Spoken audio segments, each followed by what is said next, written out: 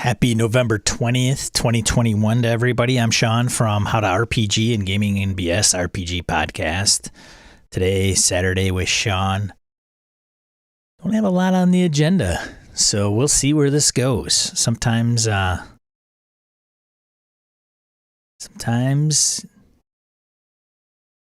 just think on a message. Sometimes it's just better sometimes that way. We'll see. Let me pull up my favorite Discord.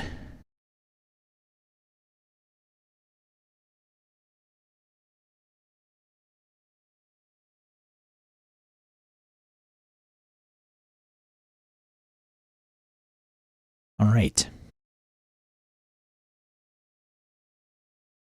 Hey, Roger. How you doing? Good morning.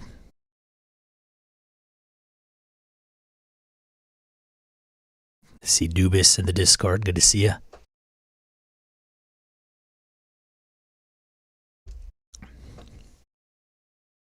Christian Serrano? What? Get out of here. Get out of here. What are you doing in there, buddy? Checking out what stages are. So for those that are in the YouTube's chat, and when I talk about stages, that's the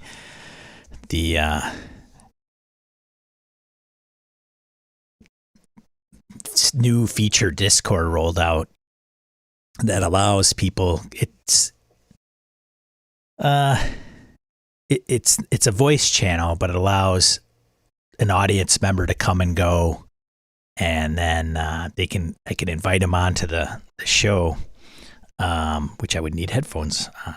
So we'll see. And they can contribute to the live show. So, Dorigo, morning to you.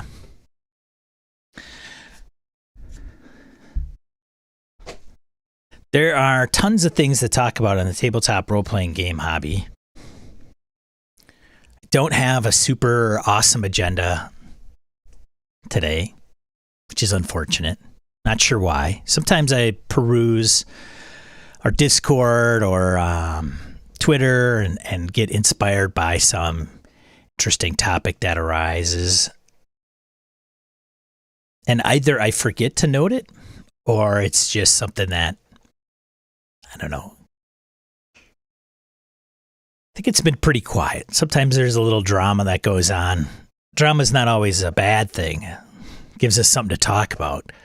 But, and I say drama in a good sense, right? Where there's this controversy. DM screen or no DM screen. Fudge dice, don't fudge dice. Let's throw in the alignment, situation.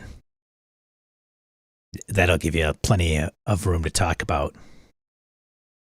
Roger says in the chat on YouTube, live stream of Time to Kill. So if you haven't seen Time to Kill, I think I mentioned this. Can't remember when or where. It's a solo role-playing game and solo journaling role-playing game, which I think a lot of solo RPGs tend to lean on the journaling piece. William, good morning to you. And I did a solo live play, an actual play of A Time to Kill. And I thought it went pretty well. It's a simple game to grok. There's not a lot to it. I think the whole rule book is pretty slim in nature. I don't even know if it's 10 pages, honestly. I can bring it up quick, I think. If I could just find it through I know exactly where it is in my library. And I saw it come across 24 pages. Oh, that's kind of surprising. And I think Roger posted in our Discord where he had run through it as well.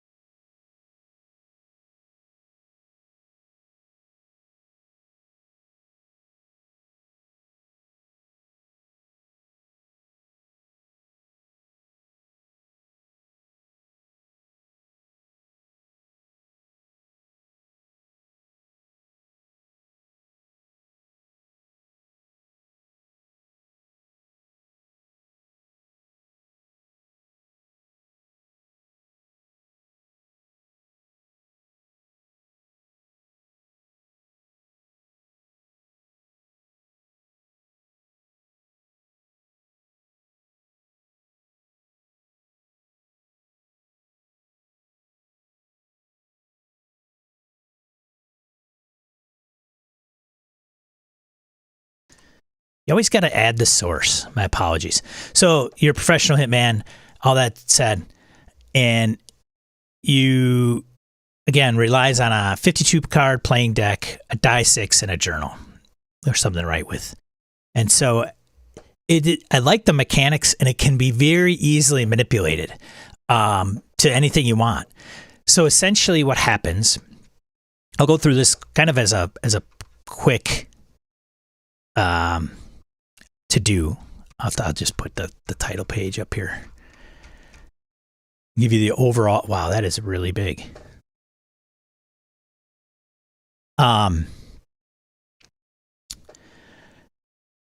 the first thing that you do is you pick a name for your character.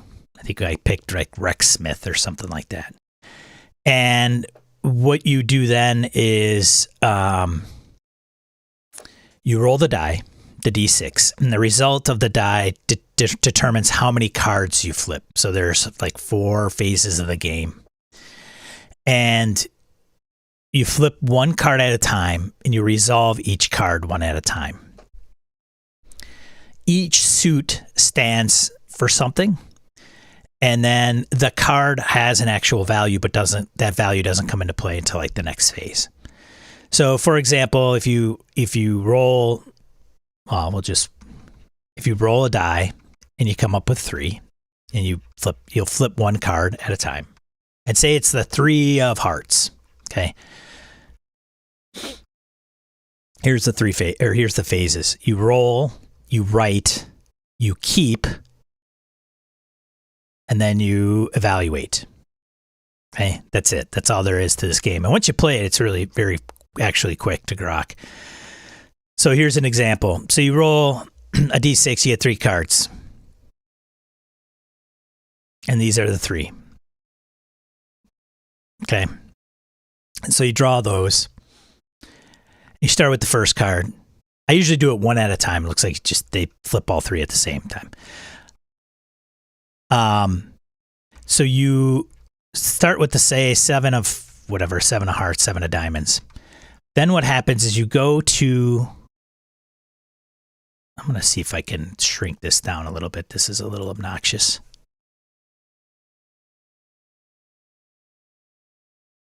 There we go. So we'll just say it's 7 of spades, right?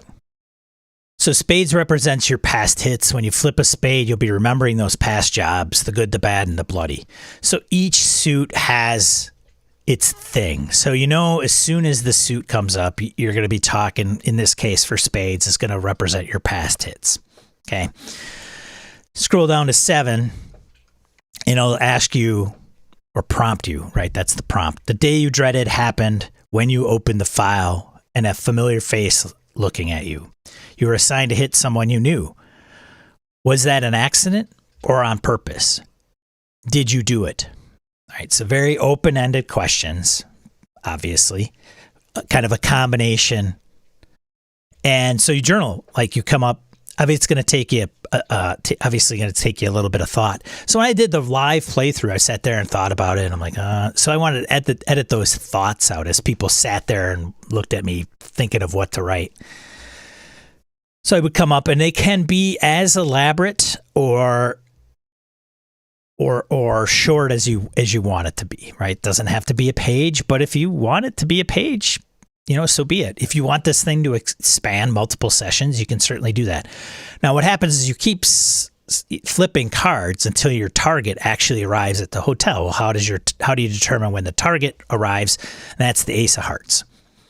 So when the Ace of Hearts is flipped, your target's arrived, and that's pretty much the end of the game. When you do the setup, you're going to shuffle your cards, and depending on the length of the game that you want to prefer to play, depends on where you put the Ace of Hearts. So you shuffle, and if you want a brief game, you'll put the Ace of Hearts in the top half. If you want a moderate level game, then you put it in the bottom 2/3. If you want a longer game, you put it in the bottom quarter, bottom half of the deck, bottom third of the deck. And then if you want to just play it completely random, then you can put it anywhere in the deck and shuffle it, right? So so that the suits have a thing, right? So the 7 of spades, say we just flipped one card and we do the 7 of spades. The day you dreaded happened when you opened the file and saw a familiar face looking at you. You were assigned to hit someone you knew. Was that an accident or on purpose? And did you do it? Okay. Yeah, I did it. It was this person. I can't believe, it was a shock to the system, blah, blah, blah, blah, blah, whatever. Once that's done, then you pick out of the cards that you flipped your highest card. Okay. Since you only flipped one card, it would be the 7. You set that aside face up. Numbered cards are worth 1 point. Face cards are worth 2 points, and the aces are worth 3 points. And you always stack them by suit. Okay, kind of like the solitaire fashion, right? Organize them by suit. So that's the evaluate phase. Not the evaluate phase, the what do they call it? Let's get my thoughts together here. The keep phase. The evaluate, and then I'm kind of the keep and evaluate phase combination. Because then what happens is whatever column, you add up the columns of the different suits. Okay, so if you've got one face card, one ace, and one numbered card, and they're across different suits, the ace is the highest because it's 3 points, right? And if it's the ace of spades, in the evaluate, you read the instinct here. And the instinct for spades is when spades are dominant, you are feeling cold, detached from the emotional toll the job takes, uncaring for who the target is.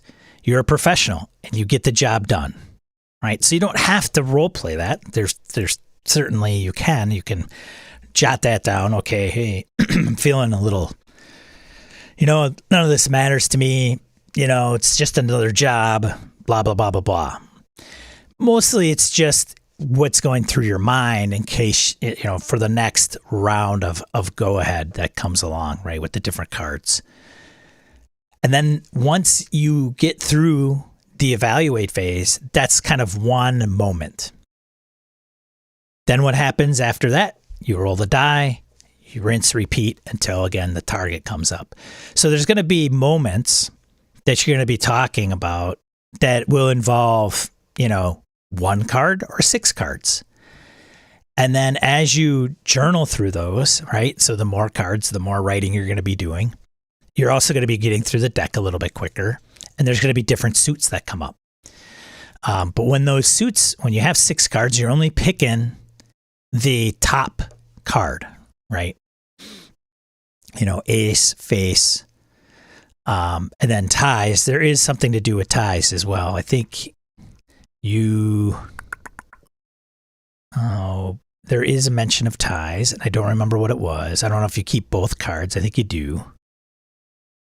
So in evaluate, once you've sorted your kept cards, you take stock of your emotions. Each suit is associated, but whether you embrace that instinct or fight it is up to you.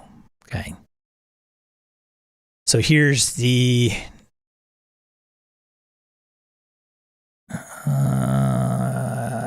if there is a tie between 2 or more cards of the highest value, you keep all tied cards. There you go. That's it. That's like the gist of A Time to Kill. So somebody would say, well, Sean, did you like it? I did. I can see doing different play sets on this, right? And I don't know, maybe you guys know that have played some. I don't know if,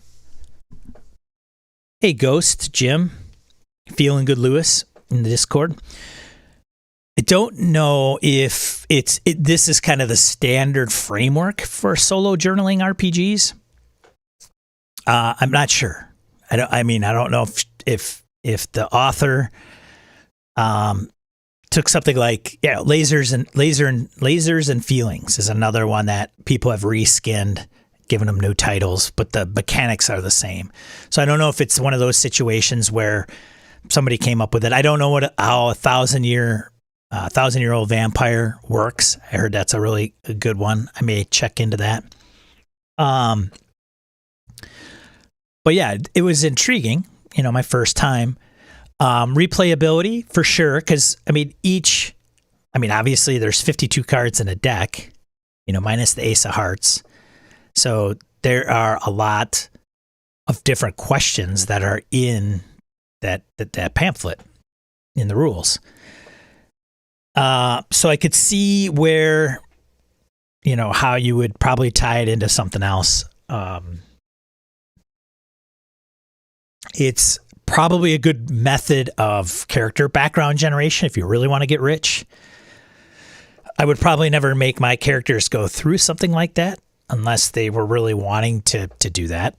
And then everything would be probably looked back, right? You'd have maybe your past, your present, and then your future, right? Kind of things. And then there would probably be a fourth. I don't even know. You could probably even eliminate an entire suit if you wanted to, right? We're just 3 suits, was it 13 cards per suit? And then as they flip, there's just questions that they're prompted with answering and journaling about. I think it's a little overkill for a traditional role-playing game for background, but it's a cool method. There's also tone that can change, right? What's up, Phil? Phil says the guys from the Vintage RPG podcast raved about the 1,000-year-old vampire. Stu's recommendations are usually pretty sound. Yeah, it's gotten quite a buzz. But that doesn't surprise me that they would find it interesting. Especially Stu. I think he's got some pretty good taste in role-playing games and how he assesses them. Even with going off on Vintage RPG, I think one of his things was he wasn't a big fan of a particular game. Was it Delta Green to begin with? I think that's what it was. And then he read Impossible Landscapes in the reprint. He was like, really, Beer Leaguer, good to see you. Then I think he read Forbidden Landscapes and was pretty impressed with how the reprint of Delta Green was. So anyways, that's A Time to Kill. I'm editing that video, which means that every time I flip a card and I sit there, I've got to chop out that space. As I type my response, I want to type, get rid of that space. So it is agonizing editing. I think I'm halfway through and it took me most of the day yesterday to do it. So it's just painful. And then once that's up, I'll put it up on How to RPG here. The other thing was that with the tone of A Time to Kill, right, you can kind of make it a Naked Gun, as my buddy Jumbo is talking. Naked Gun style, very satirical, lighthearted, funny, or you can make it, serious John Wick, high thought. I don't know if there would be high action necessarily to bring forward, but if you can narrate it and journal about it, I would imagine it might be something interesting. Yeah, it's got me thinking about doing my own for something. Maybe it's for BSers or something that they could use. Maybe something about the community. Who knows? It might be. Somebody in the community that really rubs you the wrong way. Who is it and why? And everybody could share their own thoughts. Jumbo, go and lay down, my buddy. Come on now. Usually it's Augie, but Jumbo is just wants. I don't know what his problem is this morning. So yeah, Time to Kill. I'm going to. I don't know if I'll play it again, honestly, because I think you have to get your mind out of how you.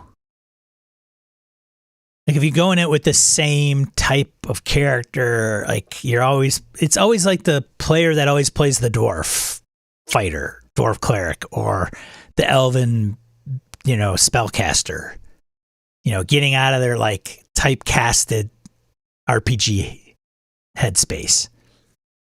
I don't know. We'll see. One other thing I wanted to bring up, and with the topic at hand, was something that Roger, I'd play that game. The other topic I wanted to bring up was something that Mr. Salzweedle brought up in our Discord, which you can't really, I'm not going to be able to like show this. It's pretty small. Maybe I don't know if I can enlarge this. You guys are in the Discord, probably can't see this. But it's in the general game chat, and it's Punished for Role-Playing is the title of the deal. And it was somebody that was on Reddit that posted this. And some of you probably saw it. I pulled the trigger a little bit quick before even really thinking it through. And some people weighed in and had a pretty good consensus on their thoughts about it. I'll read it out loud for you. Punished for Role-Playing is the title of the post. And it says, party got captured by mob boss and his bandit dudes. We're all tied up on our knees. The mob boss says we're being taken to some cells, maybe get ransomed or interrogated. My character spits at him when he finished his monologue. DM tells me that he orders his men to kill me while I'm prone and tied up. I'm restrained and prone. They roll a few attacks with swords, hit me unconscious, then a few more times while I'm down, killing my character. Yeah, that'll do it. DM says the mob boss doesn't like being disrespected. We were all level 3, and it was the first major fight that resulted in us getting captured. Guess I'll make a new character. Let me rephrase that. Guess I'll make a new character? DM says it's too bad because she liked my character and asks if she wants to let the party find a cleric to revive me. Well, then why did you kill her? Edit. This was my first time trying D&D, and this was our first session. The point of this post was to gauge whether this was normal and a thing to expect moving forward because it surprises me. All right. So analyzing this thing, first of all, there's probably, a lot of people had chimed in like, hey, we don't know the whole story, right? We're just getting this one post. It's pretty limited. We don't know if they had a session 0. We don't know if tone was set. We don't know, the level of expectations that were set. We don't know the DM and their style or how long they've been dungeon mastering. Sometimes that length and tenure plays a role and sometimes it doesn't, right? There's like we mentioned before, there's dungeon masters that have, ran games that were, the first time and they hit it out of the park. There's dungeon masters that play for 10 years and they're terrible. Mileage may vary, right? So one of the things that kind of caught my eye was obviously it's their first session and they're starting out at 3rd level. So the DM must be thinking in their mind, I don't want you to start at first for whatever reason. Why do people want to start characters at a higher level in D&D? Probably because they don't want to slog through the first 3 or 4. Get you some powers, get you some hit points, get you some feats, get you some bells and whistles, make you a little more interesting, which in D&D 5e, fine and dandy, right? Everybody teach their own and how they decide to run or start their games. The unfortunate part of this whole thing is it's the player's first roll at D&D. Now, they say it's their first roll at D&D. Is it their first time ever playing D&D or their first time ever playing role-playing games? So we don't know that. If it's their first time ever playing a role-playing game, you gotta treat newcomers, really no matter what your DMing style and GMing style is, you gotta kind of ease them into it. You can't play the heavy hammer game master with the new players. You're gonna discourage them and you're gonna run them out of the hobby, and we don't want that to happen. So if that means pulling punches, well, then it means pulling punches, in my opinion. Okay. My response to this is contrary to what I'm conveying right now, which was, why do player characters in these situations tend to, they're in a bit of a pickle, right? They're against the ropes.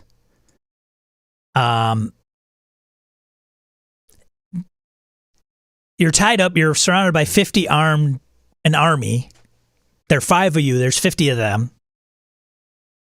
Big bad comes riding up on their horse, and they always got to have their last word, right? They got to, it's taking agency away. It's playing the heavy-handed. It's, some people would say, borderline railroad, right? So what's the difference between a railroad and coming in with the big no choices situation? And some would say, well, there isn't a difference, Sean. I've pulled these types of situations out, and people have said, well, then the dungeon master seems like they are trying to convey their own story, because they're not giving the problem or the situation and putting it in front of the player characters in order for them to come up with a way to overcome it, right? Overcome it, whatever that is. They're not coming up with a particular solution because there isn't one. And so they're put up against the wall, and that makes them feel helpless. And it can be frustrating. Those are all things that come about with the dungeon master, GM, coming up with a situation where the players have no choice. Period. Your only choice is to surrender. Put down your weapons, surrender, go with the flow, and try to get out of it. There was talk in the discussion about that particular post about, leaving the game, talking to the player and saying, hey, it's the GM style is not for you. You should probably leave the game. Find a better game. They're obviously a new dungeon master, whatever. They shouldn't be killed. Why were there attacks? Like, for people that were prone and bound and, whatever. Why were there even attacks? Why didn't they just, And then there's the ultimate question of, like, why did you kill my character to begin with?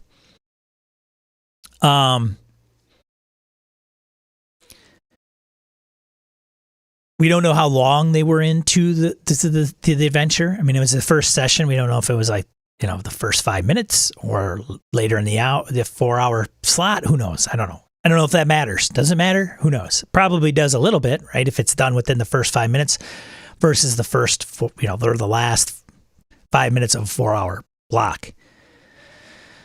They got to have their last word, right? Spit in the eye of the big bad. Now, to me, if the big bad doesn't need the player characters, like if to the big bad, the player characters are disposable and they're going to be just thrown into the slave pits or whatever, and they don't have any worth to the big bad, then I don't know if the DM's out of line. Now, again, I'm just assuming. I'm reading in between the lines and kind of making up my own, shall I say, narrative. I don't know. I'm not changing the narrative. Love that saying, by the way. Changing the narrative. You're just creating your own narrative. Speaking my truth.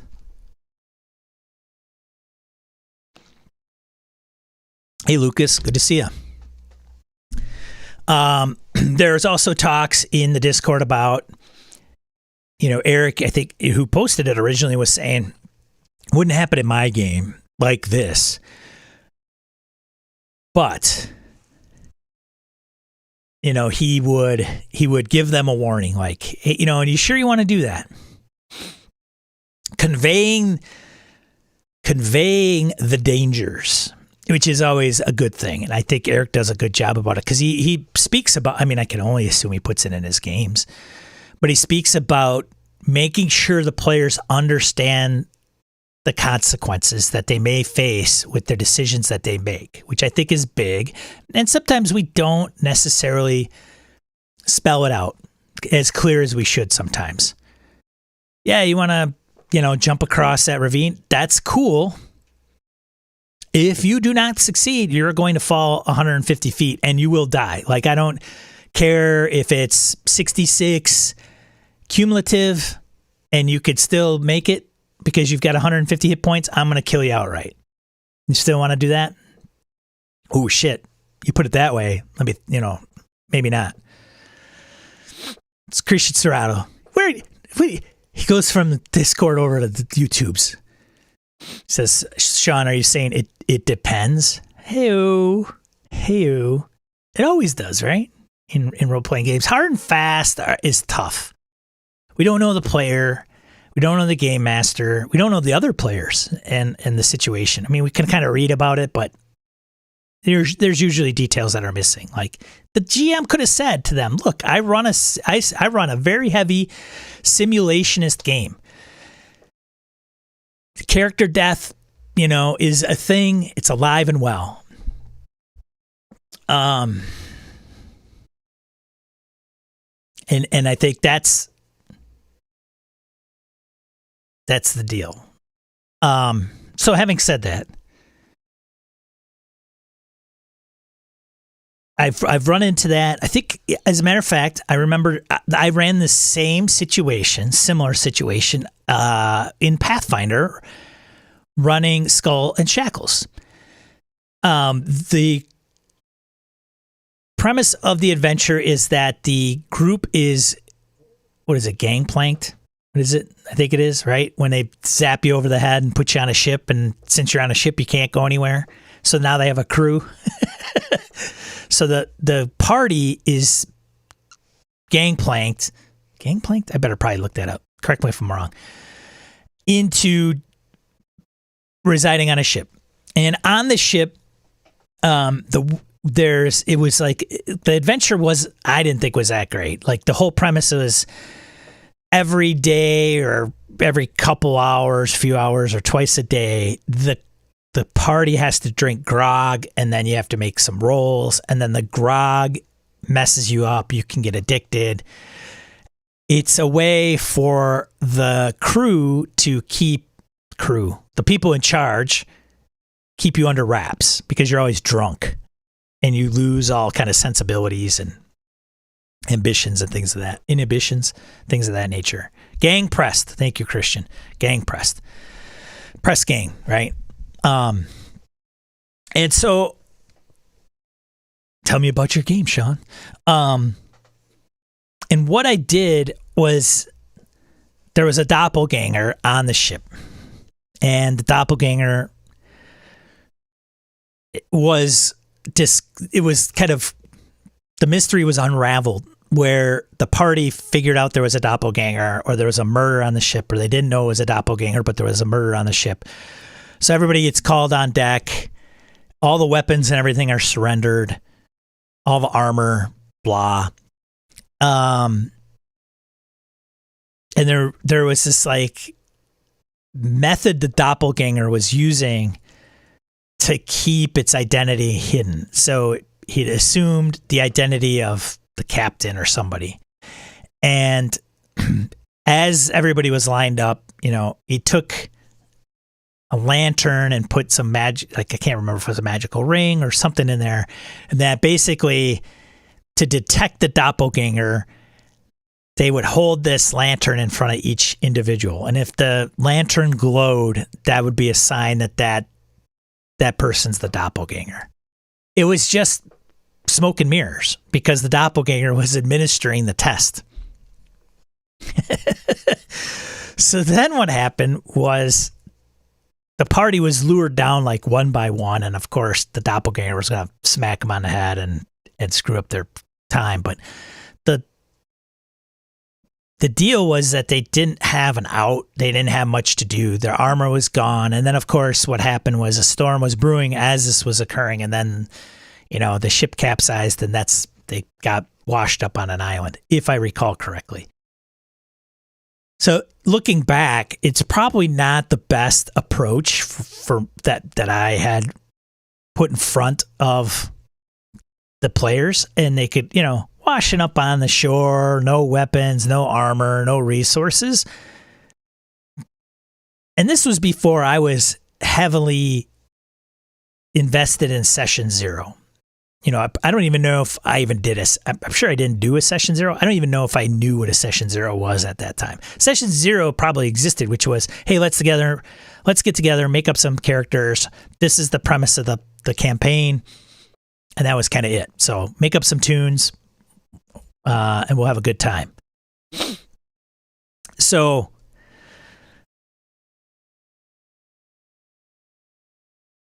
it didn't go very well. But they all survived. I didn't kill any of them. But it was that and the whole thing in my head, the story in my head that I wanted to tell was I got to get their weapons and their shit away from them. Because I want them to start out without any of that. So in order to do it, I did it in the story, and I'm a big fan of doing things in the game as much as possible. Even if you screw up something like with Jeff in the Tomb of Annihilation, for those that haven't heard about that, Jeff, there's a death curse in Tomb of Annihilation. It prevents people from being revivified, raised, etc. And I forgot.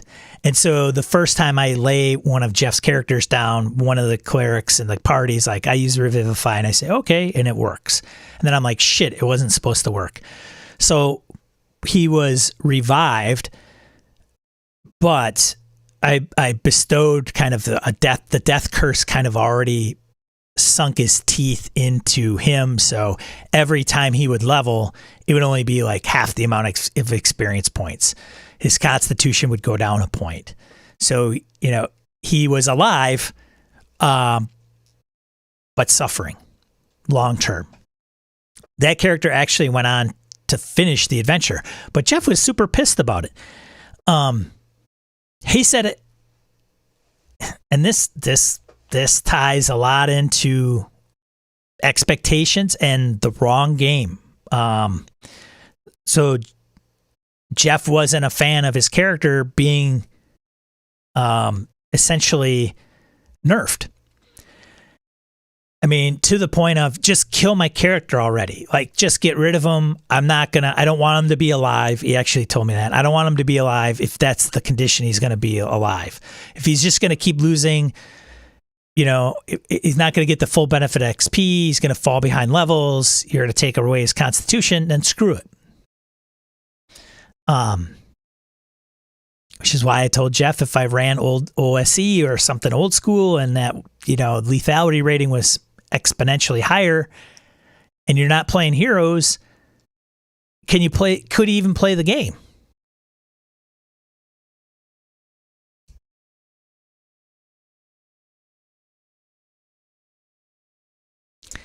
That would later come back and bite me in the ass in Curse of Strahd.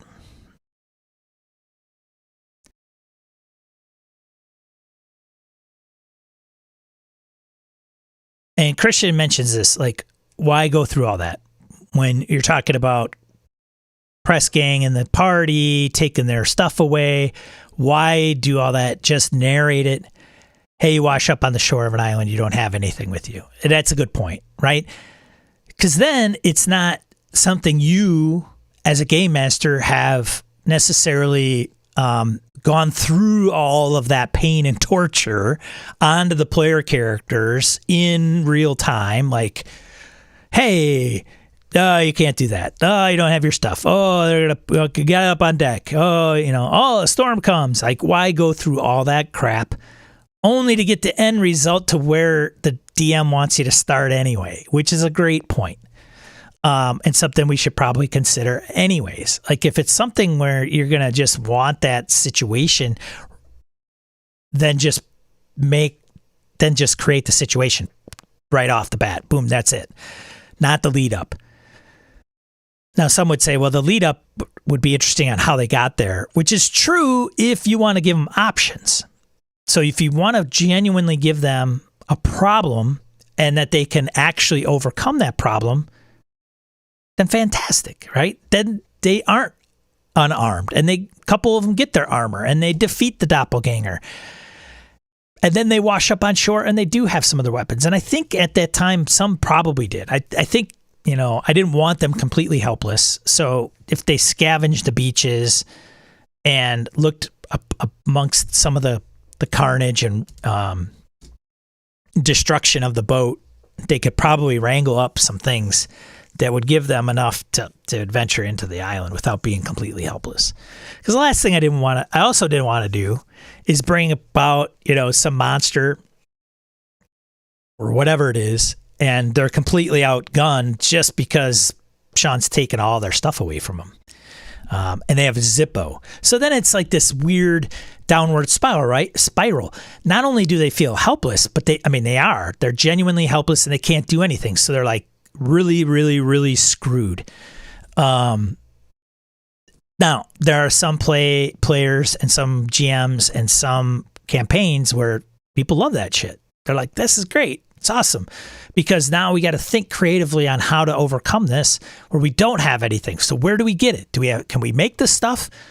Is there, a shelter from the storm here on this island? So, but the main thing is you got to convey that info and what type of game you're actually going to be playing. That's why session 0 is it's really hugely important. But again, you can still have session 0 and still have your game fall apart.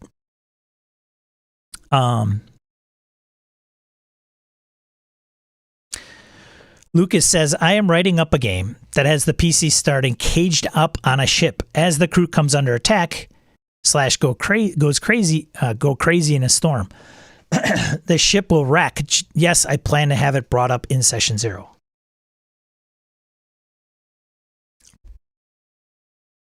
Yeah.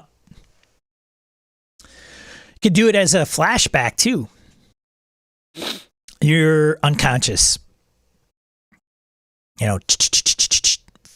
10 minutes earlier, you're on the ship, you're going back and forth, it's rocking, the clouds are dark,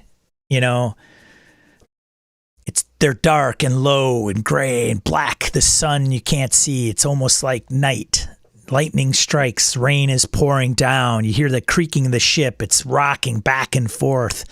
You're on the verge of tossing your cookies. Blah, blah, blah, blah, blah, blah, blah. And then you don't remember anything. You open your eyes, you're on this beach. It seems like what happened was weeks ago when it probably just happened 10 minutes ago.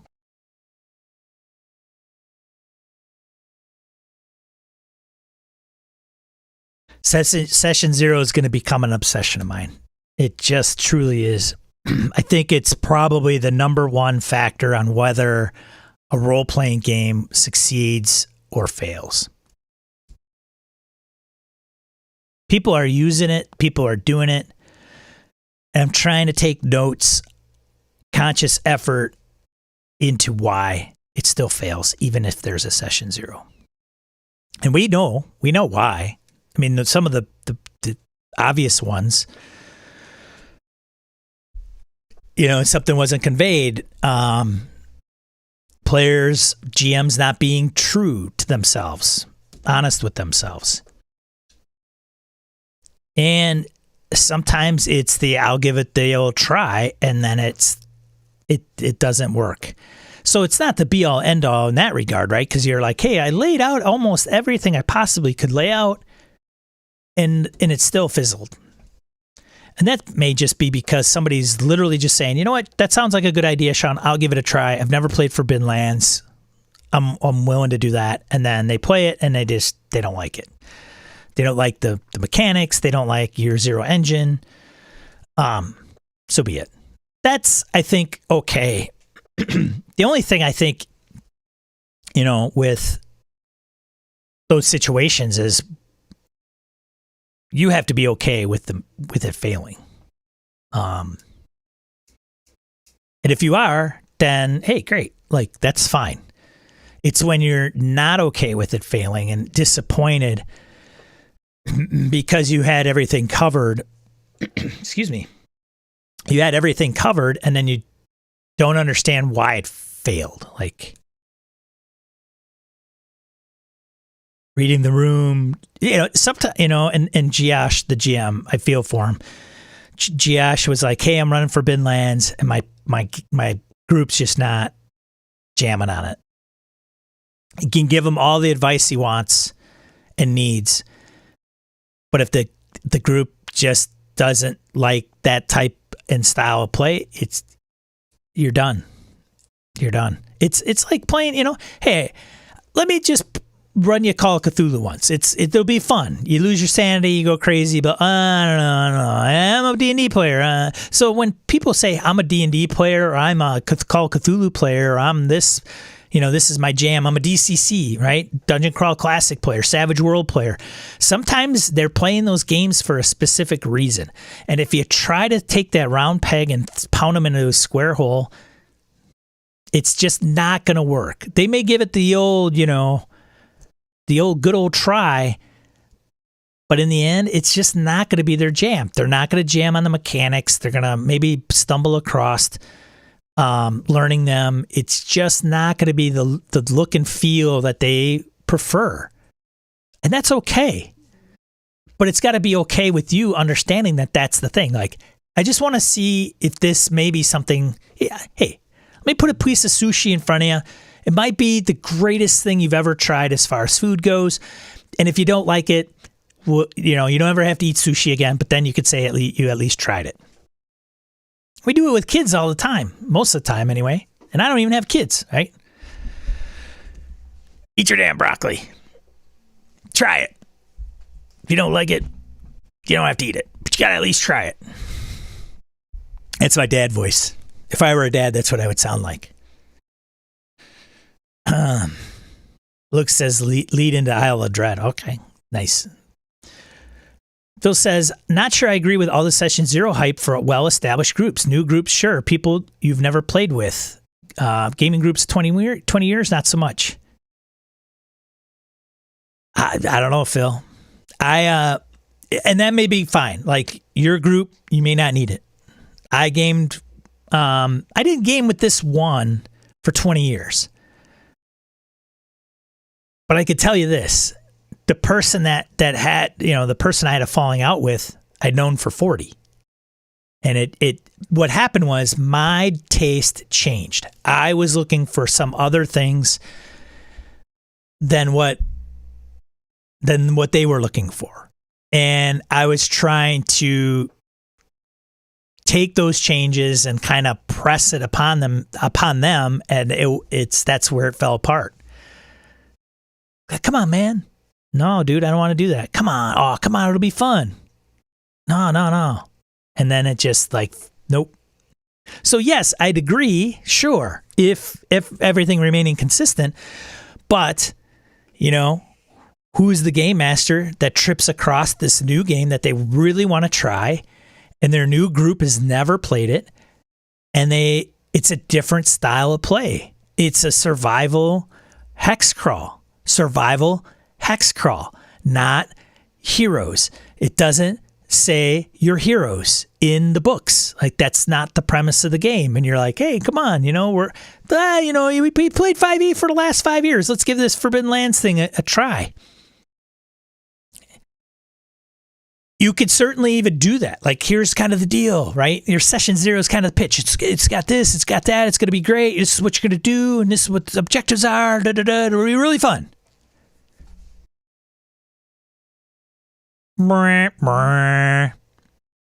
So if you're lucky enough to have a game group that you've been with for 20 years and never had any disagreements in the games that you play, and everything seems like a well-oiled machine, then fantastic. If you got the Brett and the Wausau gaming group, hey, consider yourself fortunate. For those of us that have gotten bitten in the ass more times than not, and it might be, it might be, dare I say, the seriousness of how you perceive gaming in your world. I say this because when we were kids, we didn't have this. We weren't caught up in all this bullshit. We didn't care. Yeah, whatever. You got a 3rd level person, you got a 4th level, you got a 2nd level. Okay, sounds good. We'll run this. I'm going to run you through an adventure. All right, great. We're excited. We didn't care how wacky it is, corny it was, what rules we remembered, what rules didn't matter. We just went with the flow because we just happy to game. And then as we got older, we had all these like standards. Got pickier. I don't like Gonzo. I don't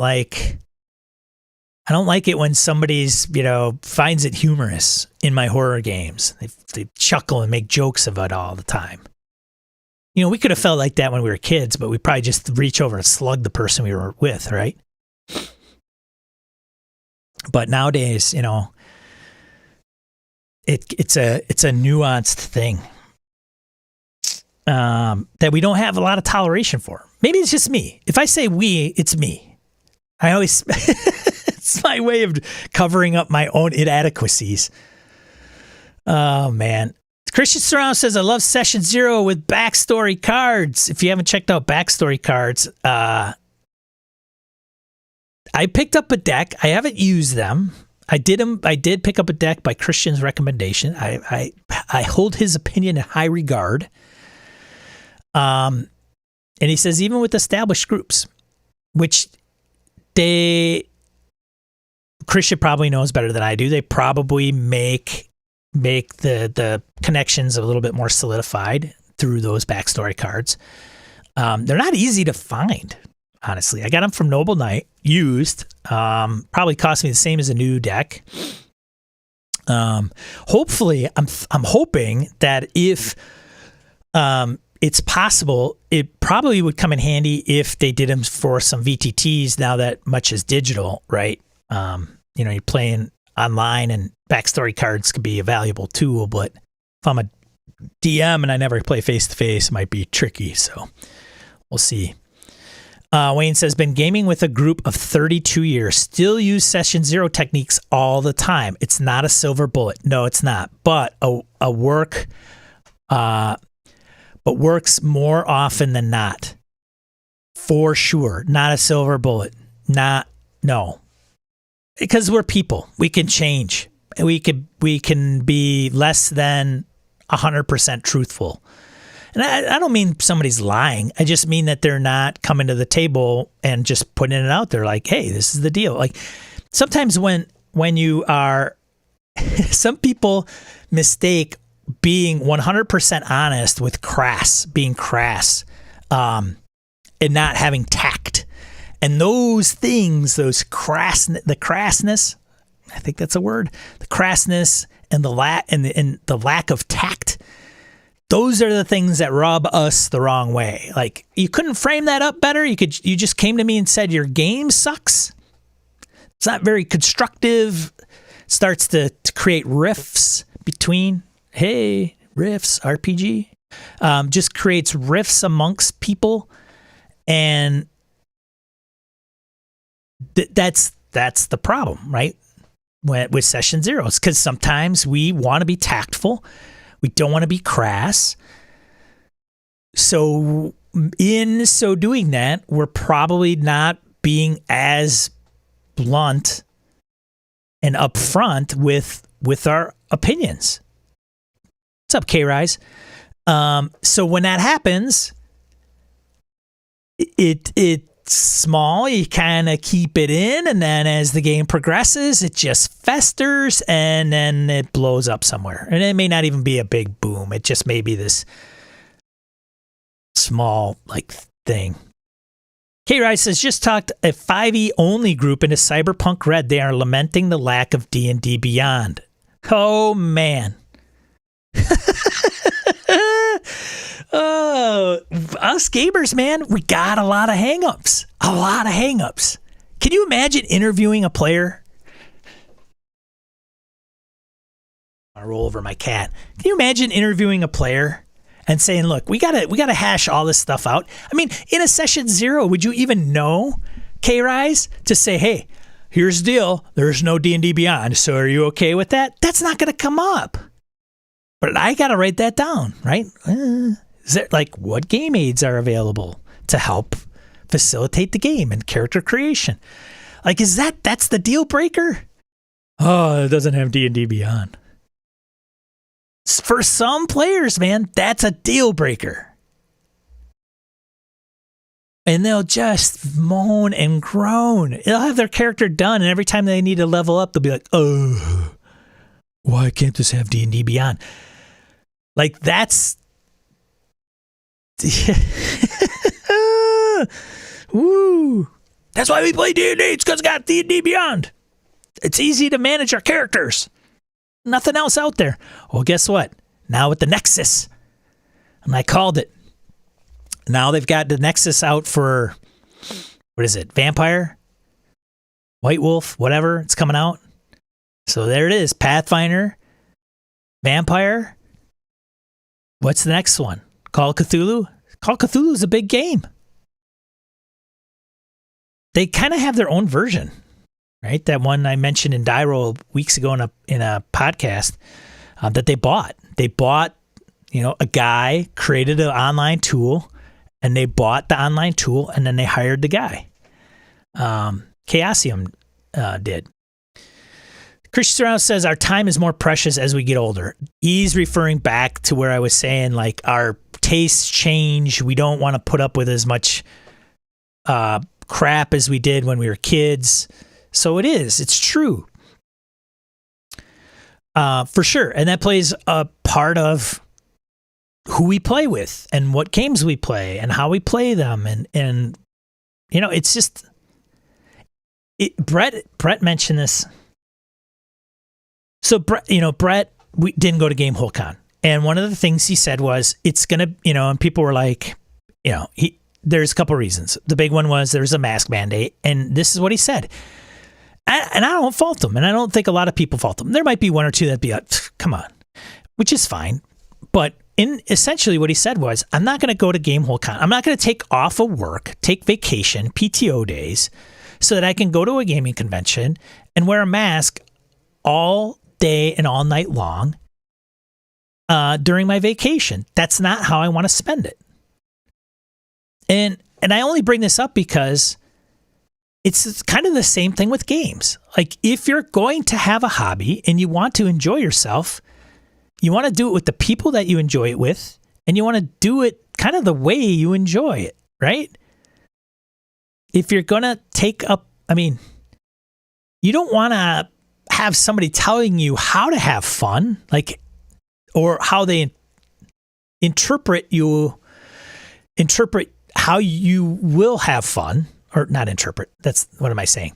You don't want them to determine what they think you will appreciate as fun, because that's a long shot.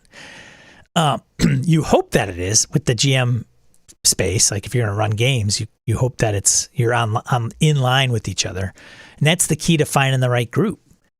And we get game groups that, our Discord is full of, hey, I've got my game group and I want to try this and it just worked out, failed. Hey, we're going to give another go at something else. We'll see how it goes. It's not something I really want to run, but whatever. It's what the group wants. I'm okay.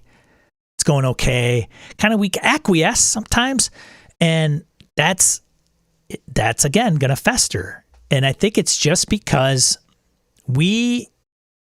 some of us look for different things as we get older, mature, whatever, experience different life experiences. Phil says, I would agree, going back to session 0, I would agree with you if you're changing game systems. Sure, you'd need to explain the premise of the game. If it's D&D 5e, what we've been playing forever, not so sure. For sure. But then you're not really changing anything. Like, hey, we're all going to play 5e. I'm going to do my homebrew, that homebrew we played, 3 years ago. We're going to start that up again. Everybody seemed to enjoy it. It was just the end of a storyline. So everybody knows that's the thing, right? If the players have already accomplished a session 0 through play, then you don't need a session 0, right? And I say that through play because what Phil is kind of alluding to is we've all played 5e. We all enjoyed it. We have no problems with that game. And I've run it. They have no problems with me as a game master. They like how I adjudicate the rules. They like any home rules that I come up with. They like my style with NPCs. They appreciate how I narrate scenes. Great. I'm a good organizer, herding cats. Fantastic. I ran this homebrew. They know I've already presented them with the world. They know the deities. They know the factions that are involved. Most of them. All of them are on board. They like it. We've played together. Joe and Jane have played together. They gel. They both understand the chemistry. If you're describing the Brett Wausau Gaming Group, yeah, you don't need session 0. Just, you're going to play 5e? Hey, we're going to play 5e, and we're going to play in the same world. Oh, it sounds great. Fantastic. It's been a while. I can't wait to go back to it. All the session 0 stuff that would take place if it was a bunch of strangers that didn't know anything about what you're pitching is gone because they've already gone through it in the original campaign. Even if you didn't spell it out, they've gone through it through play. Hey, remember that one game, 5th edition? Remember that one game of Call of Cthulhu, right? Mass and Nyarlathotep that I ran for 2 years? Yeah, it was fantastic. You guys liked it? Yeah. Okay, great. We want to do it again? Yeah, sure. I'm on board. I'm in. Sure. Okay, cool. Kind of the same premise? Yeah, only this time you're on a train going across the world, blah, blah, blah. All right, fantastic. Sounds good. What's the name of the adventure? Murder on the Orient Express. Ooh, I heard about that. Great. Fantastic. Yeah, you don't need a session 0. Here's the characters. You got the books. Nothing, character generation's not going to change, blah. Yeah, maybe you don't need it. Christian says the backstory cards are on DriveThruRPG. It has them on print on demand. Good to know. Check them out. Lucas says, we in our groups, we use session 0 for character creation, party merging, and hammering out backstories plus goals and wants. Yeah, I think that's like kind of table stakes with session 0, right? How do you know each other? Find a motivation to adventure instead of saying, man, I don't even know these guys. Like, I don't even know these assholes. Whatever that is, you're hammering that out, right? The group cohesion. You're not, going to backstab your other party member. Why does the paladin have to adventure with the rogue? Like, all that's nailed down. K. Rice says, I sent 5. Let's say sent them the fillable PDFs instead. They agreed to try. K. Rice. So they're talking about the Cyberpunk Red lack of D&D Beyond support. So they sent them the fillable PDFs. Yeah. Lots of skills in that game. It's I'm interested, K. Rice, to hear how that goes. 5e party to Cyberpunk, because Cyberpunk Red specifically is an interesting game because, like my Cyberpunk Red game, we play a rock band. Like we're a rock band that has some, skills. And so we get tapped for our skills, but the overlying arc is, we're the Partridge Family. That's like Scooby-Doo. No, it's not like that. It's rock band at night. And if somebody needs something done, then we take care of it. But that's different than 5e, man. Cyberpunk Red could be a lot of different things for a lot of different groups. Right? You want to, if you, hey man, I thought Cyberpunk, there's no hacking in this game. Where's the hacking? Where's the Chrome? What do you mean if I get Chrome, I'm like susceptible to psychoses? Oh no, that's no good. So I can get Chrome, but there's a huge setback? Uh-oh. There are some leaps in role-playing game land. There are some leaps. When you take those leaps, man, it is risky. Huge risks. But huge risks come with great rewards. Yes, you could play, insert world's most popular role-playing game here for years, and it'd be fun. Some of the best campaigns out there are having played in the same group for 5 years. It's fantastic. There's other experiences out there that could be just as fantastic or more. K. Rice says, wait until they find out the dying death rules. Oh, yeah, you've got your work cut out for you, my Freund. You'll have to let us know. Phil says, good stuff this morning, Sean. Got to run. Playing 5e with the lads at the table today. See you in a few days for Forbidden Lands. See you, Phil. Thanks for chiming in, buddy. Now I'll talk about how wrong Phil was. Just kidding. No, Phil's good people. He ran a game. I know Phil, his style a little bit because he's run for Mothership for us when we weren't playing Forbidden Lands one night due to a missing player. Hence, a missing character. And yeah, it's good. Ty Prunty found us. What's up, Ty? Guys, K. Rice says he'll keep the vidcast updated. There's an exec in the group. Half the group sold out for more cash towards cyberware. Yeah. And cyberpunk is unique, is interesting because, like, when we were pitched it, like, I had Cyberpunk read. I had read it. But, the mantra in that game is just over the top, right? If you're going to do drugs, you do, like, drugs all the time. If you're going to, don't do drugs, kids. Not in real life. If you're going to do car chases, you gotta amp them up to, like, you gotta turn it up to 11, right? Cyberpunk is just, think of any game, sci-fi, cyber game, and turn it up to 11. Like, everything is just crazy. So that's what, it's fun. It's fun. A lot of skills, man. If you are not a skill character person, you're going to hate that game. They're not bad. You just have to know where they are, and you got to understand how they work. But it's a really easy mechanic. It's what? Die 10 plus your base, plus your skill rank, and any modifier,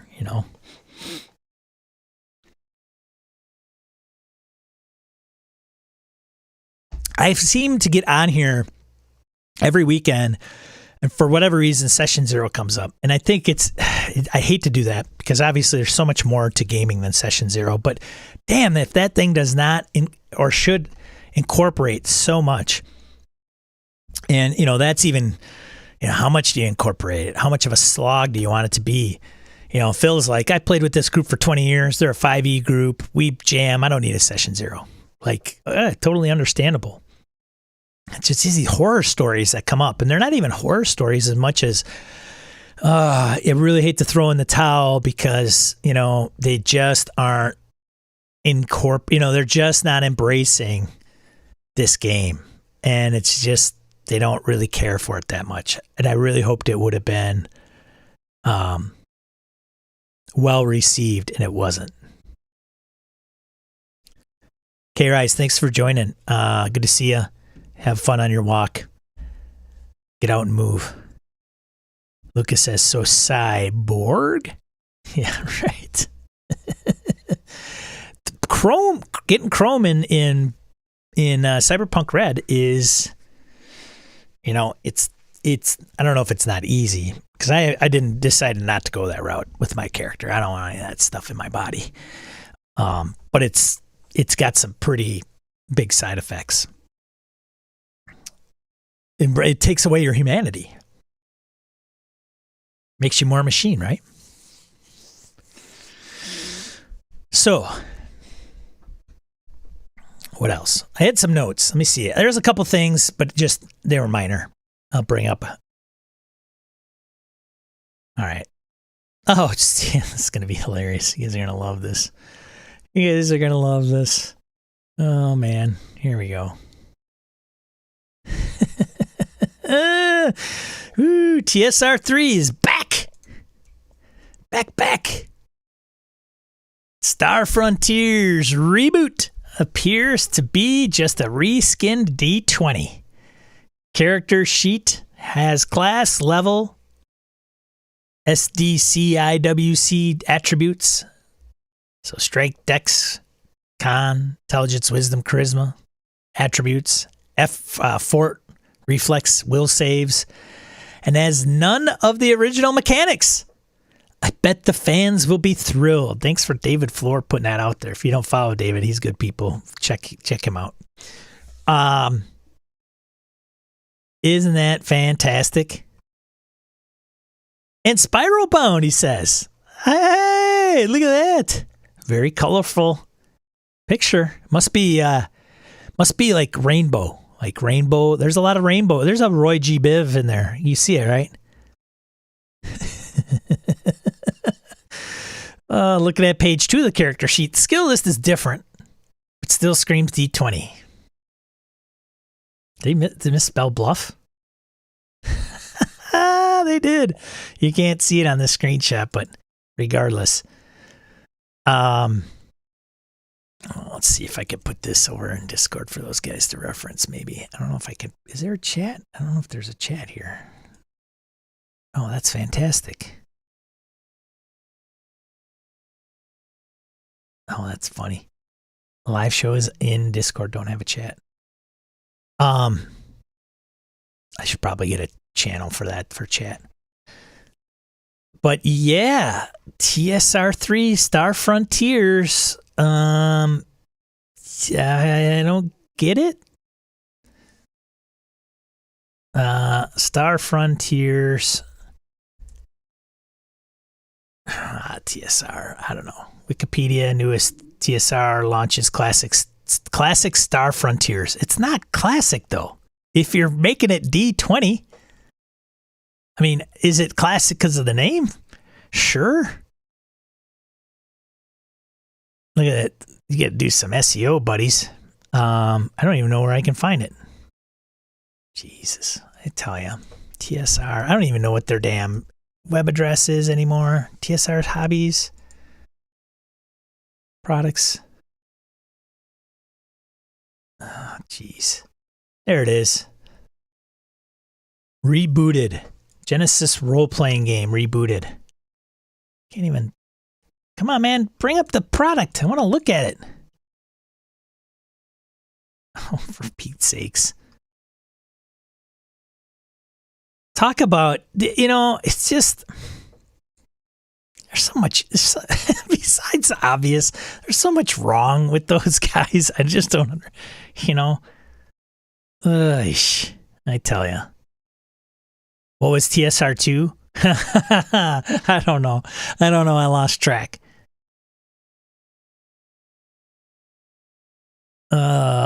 Classic look. I don't know. Maybe. But isn't their whole thing the classic stuff? Wayne Peacock, Dangerous Journeys. I don't know.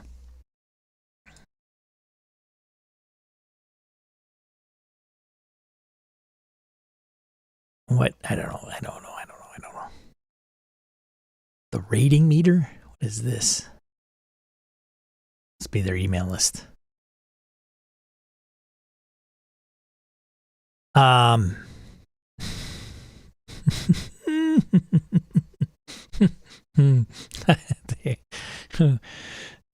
man, it's like, the reason they're even remotely recognized is the TSR name. That was just a complete fiasco. Otherwise, if they had any other name, nobody would know who they are. Unless somebody came across and said, hey, this weird company's trying to do a Star Frontiers reboot. Here's one I posted on our Discord too. Some of you would have seen this. This is pretty good. So this, Sean Sunday, is showing a virtual tabletop using an LCD TV. And we've probably seen this before, right? He's obviously looking over the fog of war, dragging his finger across, the fog of war lifts. But what's unique about this post is that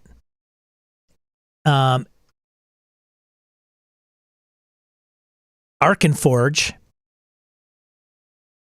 which is a tabletop, virtual tabletop, has an entire tutorial on how to make your own touchscreen with your digital table. So you could go and Google this stuff, and it seems like you can find bits and pieces, but not everything was like all in one place. And here it's like, this is what you do. Here's what it looks like and what it looks like when it's done. Here's what you're going to need. He kind of points out the different methods, right? Integrated digital table, map display, horizontal mounted TV and projection and all that stuff.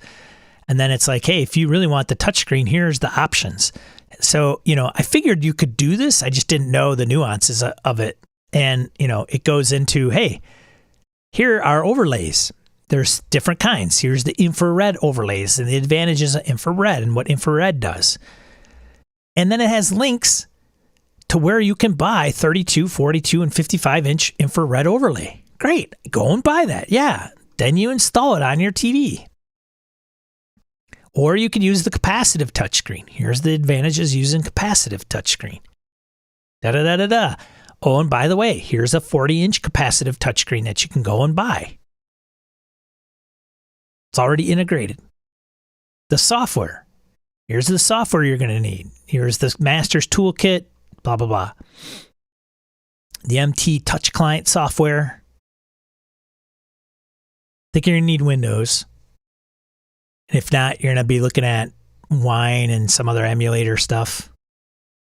Probably to address some of this. Integrating other devices with the toolkit, Fog of War, and then enjoy your setup. So it seems, relatively straightforward.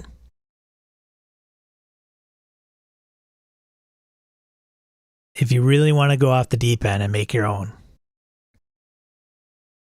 So I'll put a link for this in the chat. Chat.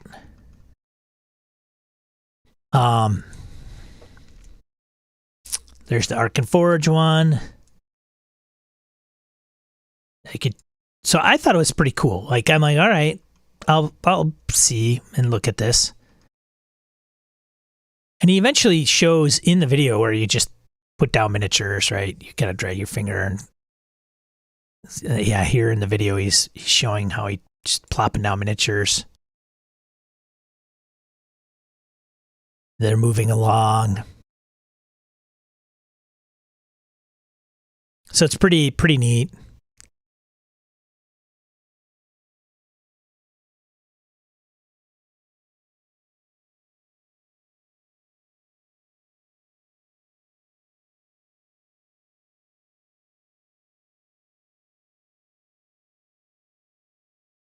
So it just loops.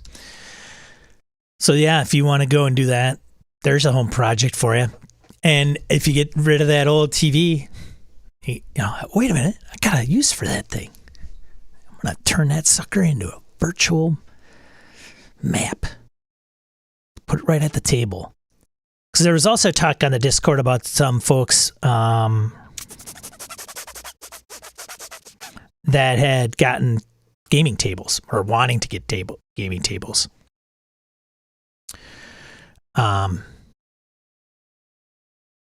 And what that looked like. And some were talking about how some role-playing game tables seem sunken in, which can be kind of a pain in the ass for role-playing games.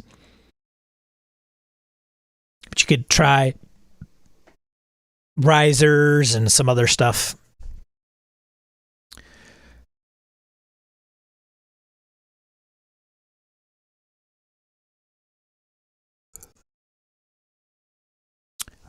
But, yeah.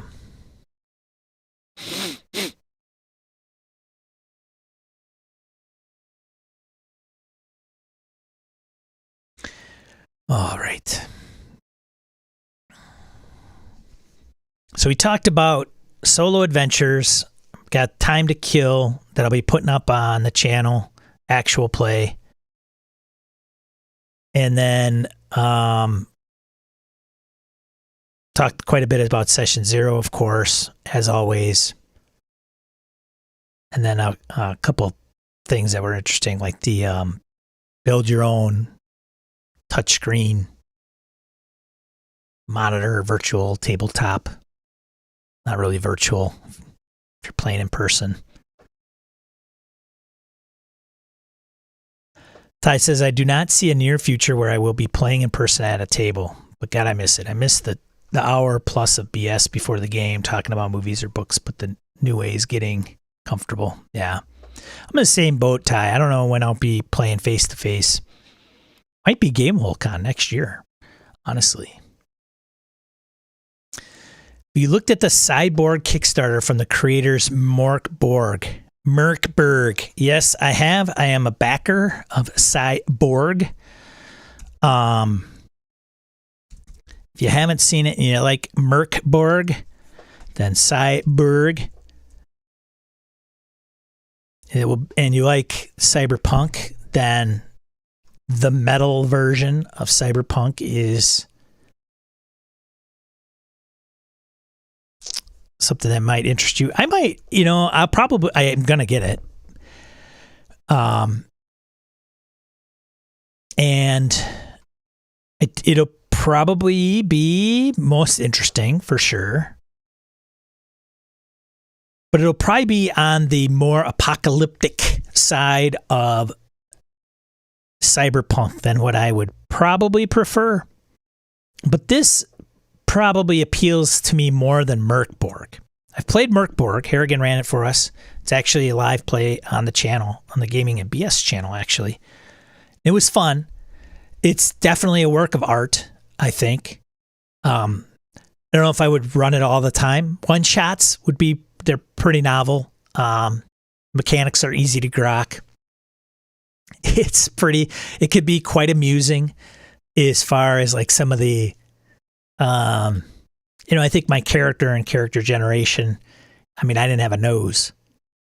So I talk like this all the time because I didn't have a nose.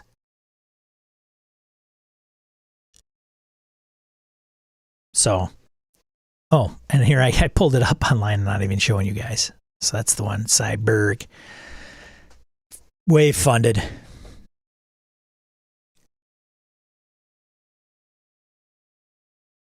But what do I expect, right? From some of the folks that are inspired from Merkborg. The question is, have you bought Duckburg? That's the ultimate question.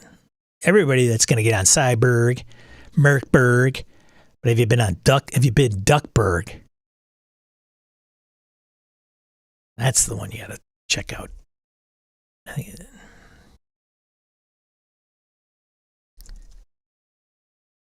there it is. 2Ks. Have you played Duckburg? Because that's, I think it's got the biggest and highest potential of all the Berg properties.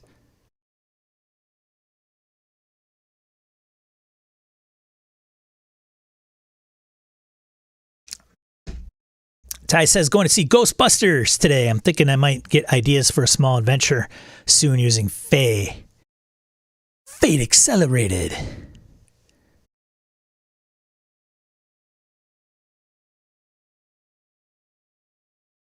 Verdelk. Mothership Cyberpunk reskin incoming. Merkborg Cyberpunk reskin incoming. Blade Runner Free League from Free League.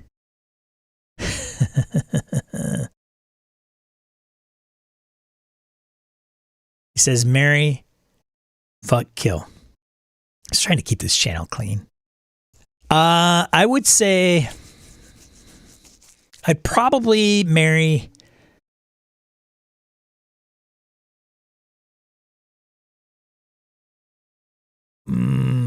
Mothership Cyberpunk? Is there a Mothership Cyberpunk coming? I didn't know that. Interesting. I don't even know anything about it, but if it follows in the spirit of Mothership, I would probably go... Ooh, this would be tough. I would probably Oof. I would probably kill Merkborg, Cyborg. I'd probably marry Blade Runner and then screw Mothership. Ooh, it'd be tough between Blade Runner and Mothership. I don't know. That'd be a tough one. Sean McCoy's working on it, huh? I need link.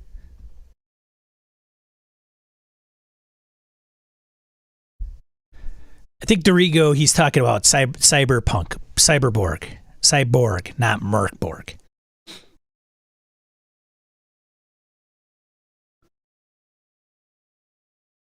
Yeah.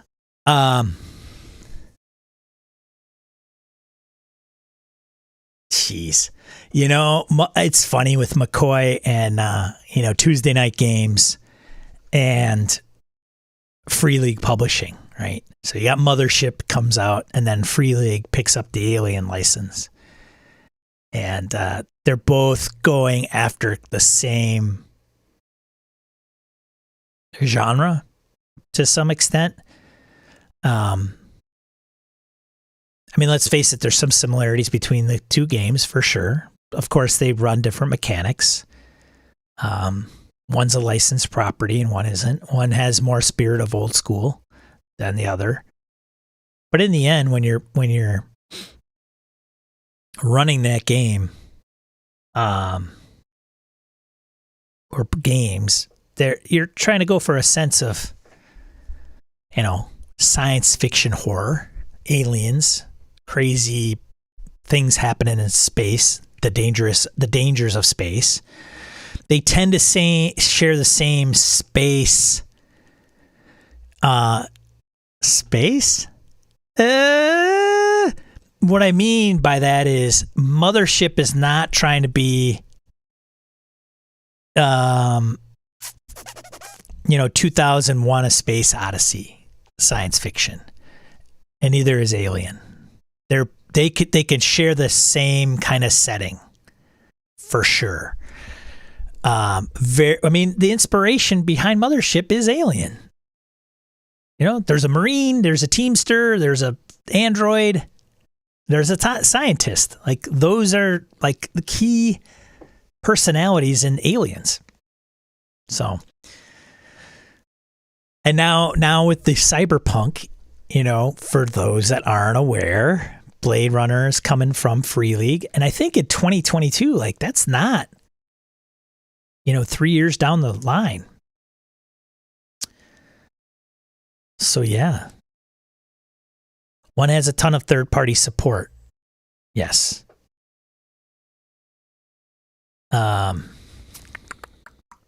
So there is room for both in Sean's shelf for sure. The only thing with Blade Runner is, I never read the book. Does anybody know what the original title to Blade Runner was? It's a Philip K. Dick book. Don't Google it, cheaters. But they had mentioned how it's not just going to be hunting down replicants. So you gotta watch Blade Runner, obviously. But it is like Blade Runner to me is almost more noir. I mean, who's the big noir private detective? Sam Spade or whatever, always talking to themselves, narrating to themselves, hey, all the dives and joints, she had to walk into mine. Do androids dream of electric sheep? William, congratulations. You win a big virtual pat on the back. Good job.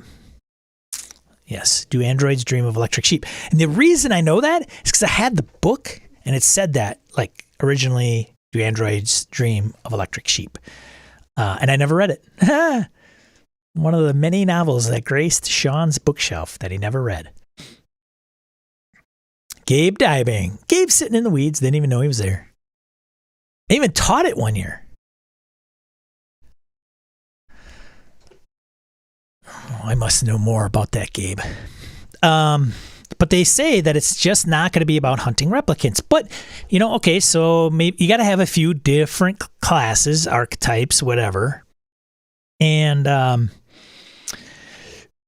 future, when you looked at even the original, like the second, I vaguely remember the second Blade Runner movie. I probably have to go back and watch it. The first one was that's the one I watch over and over. But you got the flying cars and the cool neon lights and the, rainy darkness. I mean, there's hints of sunlight in that world as it comes through shadowy rooms. But it's like everybody in that world lives in the dark, and the only light that comes into their, I just remember, for whatever reason, it stood out to me that anytime there was light that was casted, it was like this weird sunlight that came through cracks in the windows. College freshman writing course. Nice. And so, I mean, they put out good stuff. Free League does. High quality. I don't know how many books they'll put out for Blade Runner. Alien's got a few. Cimarron's got a few. Forbidden Lands has a few. So I have a feeling it's not going to be just one core book. And then there'll be some splat books to go along with it. Maybe a campaign. Probably more about the world. I don't know. It depends on what they fit into it. How much latitude they have. But wasn't there something else with that world that tied into it? Like it's Blade Runner and something else. I can't remember. That they're tied together somehow. Aliens? Maybe in Aliens. No. I don't remember. I thought there was a relationship with two properties that I didn't really know. Could be Aliens. Like it's the same world as Aliens. It's just they're further out, or is it the same and they're just one's in space and one's not? I don't remember.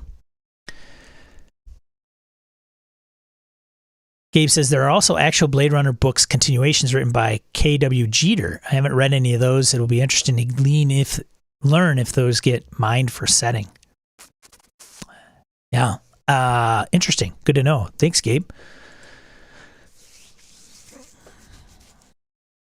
But, like I was saying, Blade Runner seems very noir to me. Now, I haven't read Do Androids Dream of Electric Sheep, the book that inspired the movie.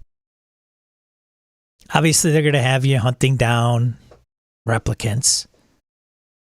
You could be Decker, which for some of us will be just great.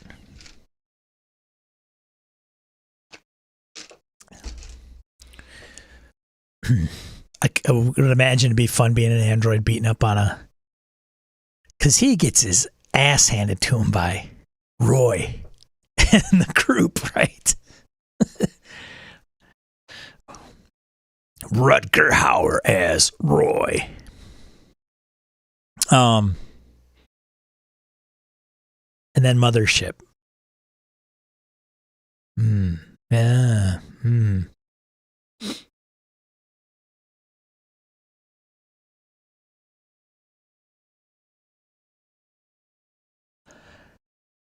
One of the things I may be considering is Forbidden Lands, running another group through Forbidden Lands. Maybe it's a smaller arc, giving more people a little bit of a taste of that game and that system. I think there's been a little interest. Hobbs and Roger mentioned it a little bit, saying, hey, I'd be interested in playing it. I don't know if I'd want it long term, but I could easily run it in the same time period as the other groups going through, Phil and Harrigan and those guys, and Wayne, and Kevin.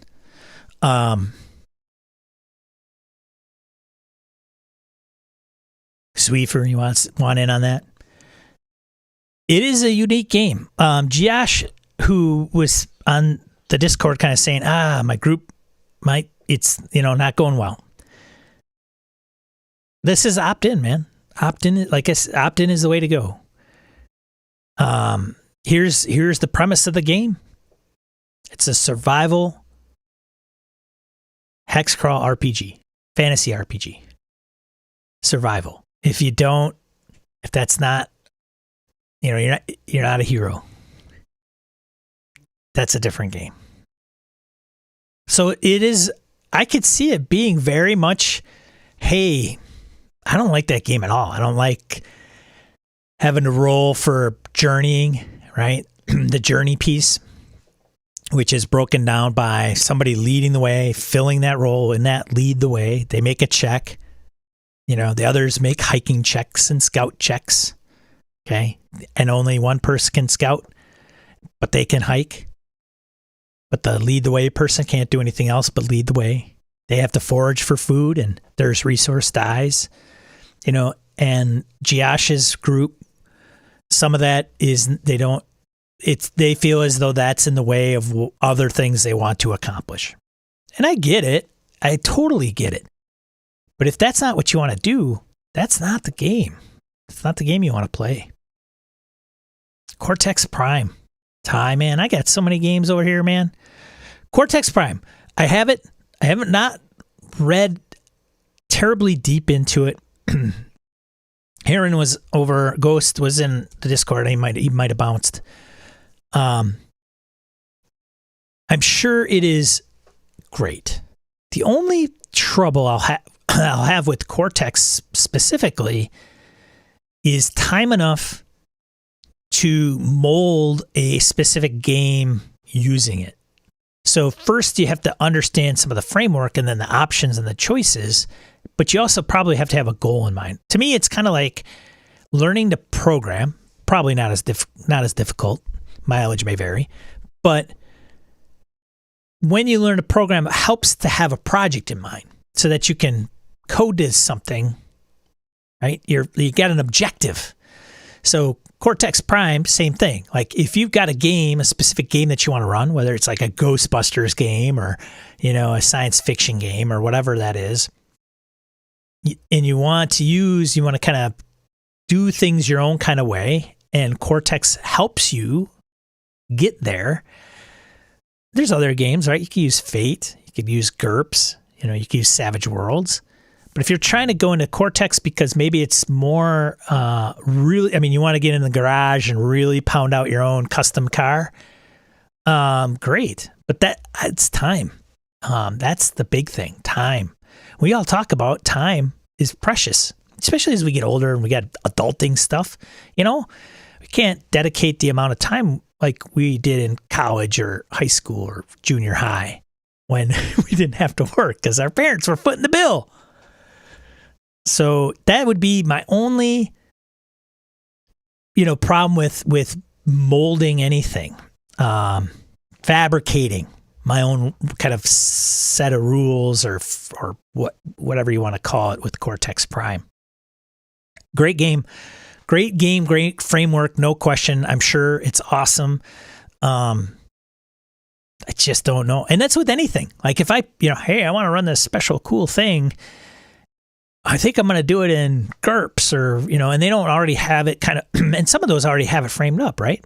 You can buy GURPS sci-fi, transhumanism. You could buy Savage Worlds, Last Parsec or, insert whatever science fiction you want to do. It's got some of those rules kind of baked in. But it's tough. But people who love to do that, Ghost is a huge fan of Cortex. And, he has a better grasp, so he could probably pound out what he needs for a particular game that he wants to run using Cortex. He knows the nuances that'll probably work better. I mean, he's chimed in on the Discord. He's shown his knowledge there, his system mastery, if you will, where picking this over that in Cortex Prime will result in a better experience specific to what somebody is going for. Ty says Forbidden Land sounds like Dungeon World travel. It's been a while since I played Dungeon World. I don't remember how the travel works in Dungeon World. Maybe Dungeon World's powered by the apocalypse, so 2d6, was it 7 to 10, 11 to 12, 6 or below? Not even 6 or below, right? So it's not. I don't know how the travel works necessarily. I can't remember. I didn't think. It's been, like I said, it's been a long time since I run Dungeon World, but it's not. My recollection is that they're not necessarily close. Although there is some, obviously you could say, well, hey, Sean, you said that, you travel, if you have a mishap, well, then this happens. Right. Yes. But you either succeed or you have a mishap.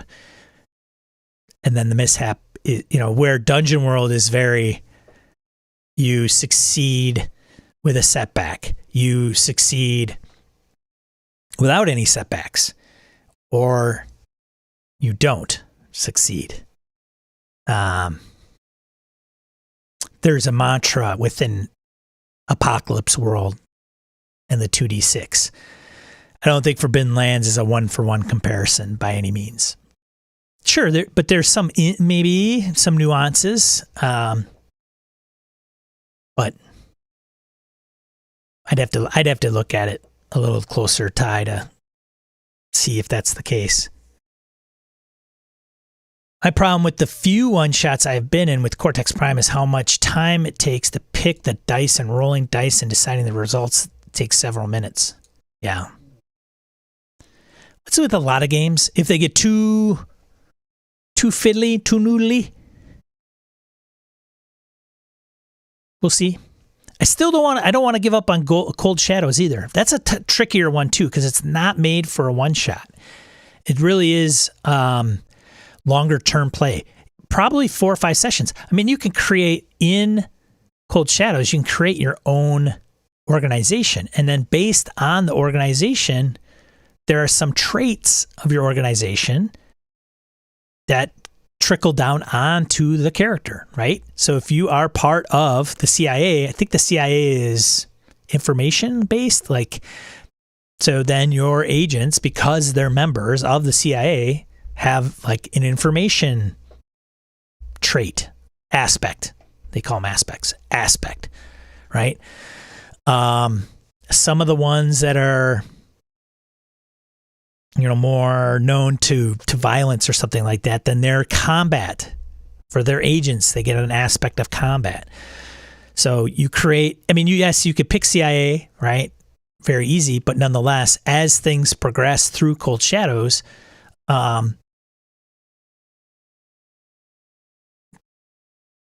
there are, what is the things that really kind of take a change? It's been a while since I read the rules, but there's things that come into play from over periods of the session. One of the things is trust. So there's a trust pool. And what happens is your trust can diminish amongst your player characters. So that piece, it's kind of like bonds with Delta Green, not a 1-for-1 comparison, but nonetheless, bonds play a bigger role if you play sessions over time. They don't come into play as much in a single shot or a single session.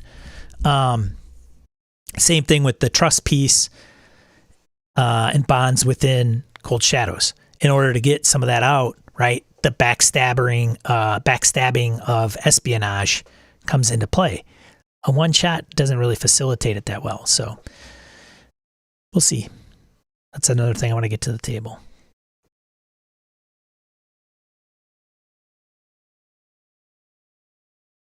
Too many. I got too many. Too many things. Twilight 2000. That's another thing. That's, too many things. I got to prioritize. It gets the Dark Master. Gabe will be happy. He knows that. And a hard copy sitting on a shelf somewhere in here. That thing is a freaking monster. I buy the PDF. I'm like, okay, right? You go through the PDF. You don't know how big it is. I don't even look at the page count. I'm like, all right, just reading through character generation. I get the physical book and I'm like, holy shit, this thing is a freaking beast. Wow. Like DCC Beast. If you ever seen the DCC rulebook, which they just came out with their 9th printing. Congratulations to Dungeon Crawl Classics from Goodman Games. They touched up some of the verbiage, brought it up to date a little bit. Somebody on Twitter mentioned how it's, they didn't clean up the slurs. I didn't realize DCC had a bunch of slurs in it. I guess they addressed that. Somebody argued with somebody about it. I don't know. Ty says, the reason I say Forbidden Lands is like Dungeon World is you pick a player to roll for travel. One roll for food and one more doing something else I cannot remember. Ah, yes, you're right. There is and Gabe smiles about the Dark Master. You're right. Now I recall, Ty. Thank you for putting that into my brain. You're right. There is a roll for travel. But it's not even close. Like, yep, somebody has to roll for overland travel. And I get it. It works. Like they get lost or not. And there's a fail forward kind of mentality within Dungeon World being powered by the apocalypse. But in Forbidden Lands, you can be a single player traveling through a hex. And you have to, I think the single player has to lead the way. And at the same time, they are hiking, which is unusual. It's only like you can be leading the way and in another role only if you're solo. If you're with a party or two player characters or more, then there can only be one person leading the way. That's what they're doing. They're trying to get through the hex, navigating that, and they have to focus on a path to get through all the stuff, which means that they can't be scouting at the same time. They're not going to see the ambush if they're trying to look through the path. That's kind of the mentality of it. And so if there is a scout, the only time they roll is if there is a threat. So if they roll, there better be something in that hex that is going to attack them, or they're going to come across, or they're going to notice. The only thing that roll does is determine whether the scouts notice the problem before the problem notices them. That's the only thing the roll does for scouting. If there is no threat or there's nothing to notice, they don't roll, period. So, I don't know. I'm just a big fan. Which reminds me, I got to probably do some planning because this Thursday we got to play. And this Thursday, oh my God, not Thursday. We changed it to maybe Monday or Tuesday. I got to double check because of the holiday. So the 23rd. What day is the 23rd? Probably Monday, right? Tuesday? It's Tuesday because I got to record Monday.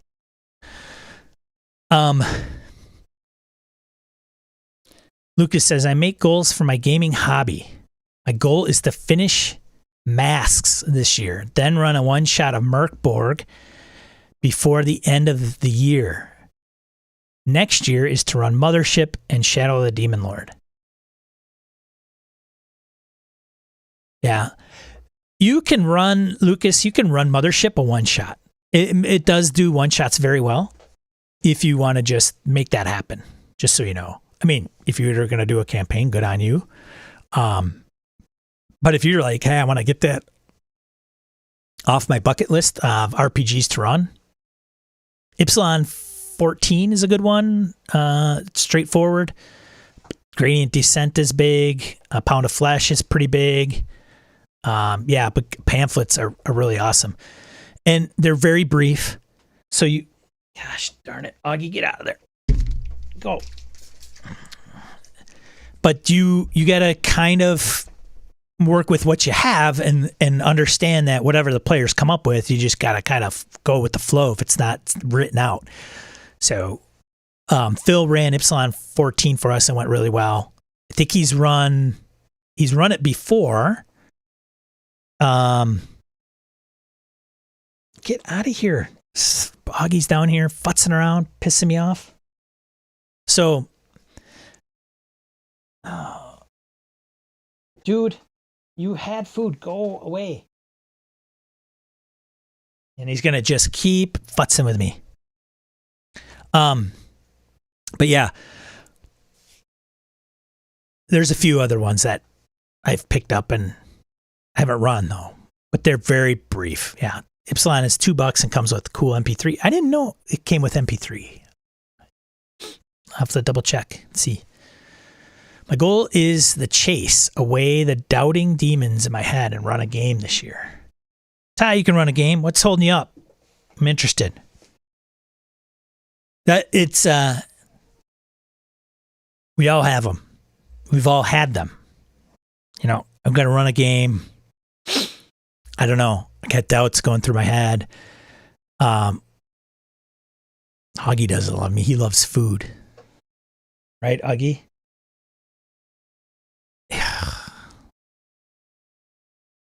Dead Planet's a good one. Dead Planet's going to take you a while. It's not a one shot. I mean, it's a one shot if you just consider running Red Planet and done.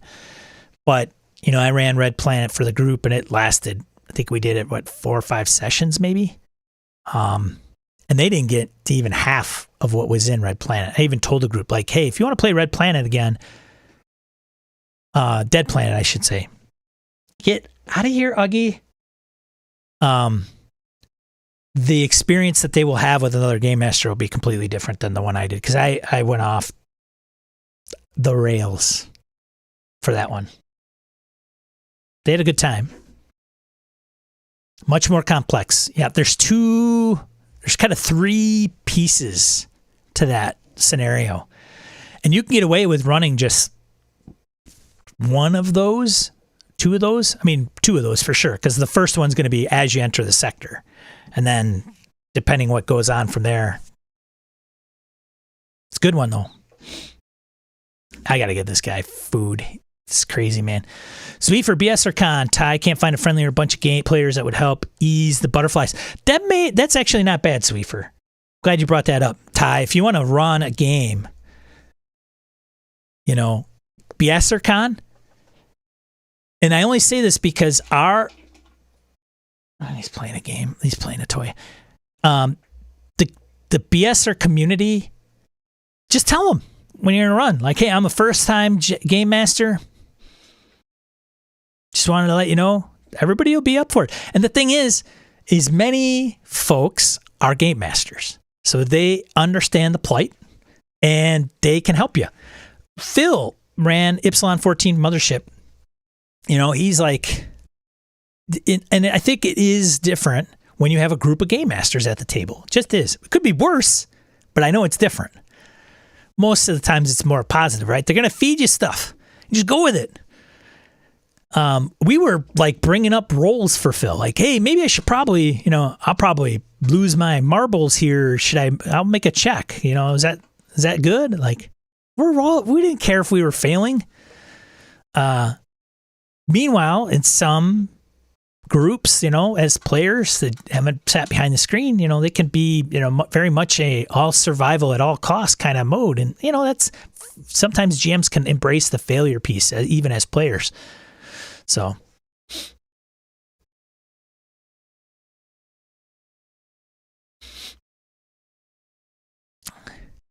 Murder Hobo Show. Good to see him. Yeah, and the feedback's a big one. Zweefer says 100%. And if we know, the feedback can mean a world of difference. And it's going to take practice. It's a craft.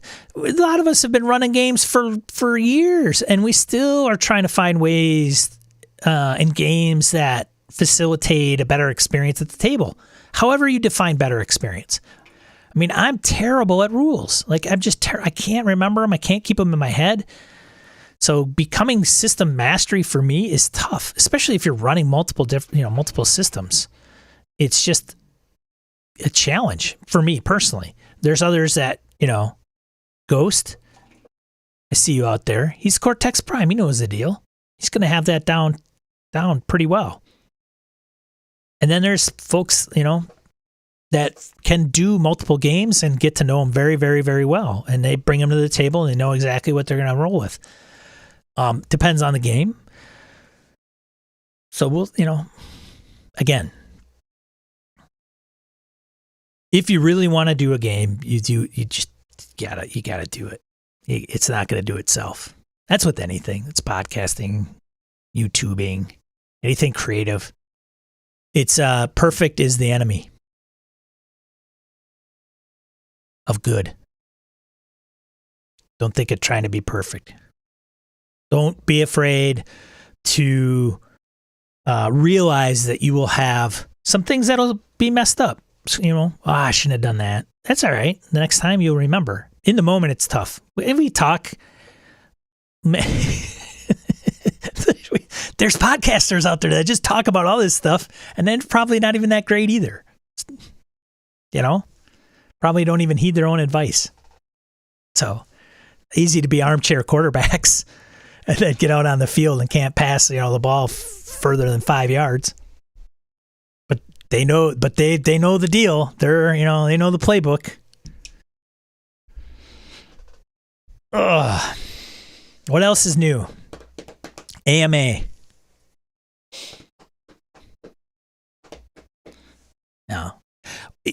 Ty, go with something you're familiar with. My advice would be go with something you're fairly familiar with. Try not to do a game you're like, your first GM experience is a game you've never run before. Because I think familiarity is huge. For me specifically, like, forget about it, no problem. For, Savage Worlds, yeah, it's not, a difficult system, but, there's not a lot of, weight, like baggage. And I know, like, what am I going to need to know? Combat, all right. Range combat, melee combat, how's that work? Fine. Social encounters, okay, sounds good. What are the overall skill kind of things that work? What's the dice types and how does that work? Okay, I think I got that. Sure, and then the rest you can kind of wing it, right? But don't try running a game you've never run before for your first time. Is my suggestion. If you really want to ride on the wild side, then go for it. And don't be afraid. I think the setup on BSRCon is every 2 hours, maybe 2 hour slots. I could be wrong. If it's 4 hour slots, you could set it up for a 4 hour slot. Just put in the description, hey, this is a 2 hour game. So what I'm trying to say is that's for BSRCon. But don't be afraid to run a shorter game. Like, hey, I'm just going to run this for 2 hours. Make a social encounter, a mission, and a couple situations, and see what happens, and then roll with it, and say, hey, that's it. Thanks for playing. It doesn't have to be your Magnus Opus the first time. Harrigan says, I'm debating running a few for BSRCon. The Black Hack, Jackals, Rangers of the Midden Vale, more Merkborg, many options. That guy's out of control. He's out of control. That guy's out of control. One a day, right? Friday, Saturday, Sunday. That might be bad. Pick 3. 4 hours. That's 12 hours of games. That's a good load. Yeah.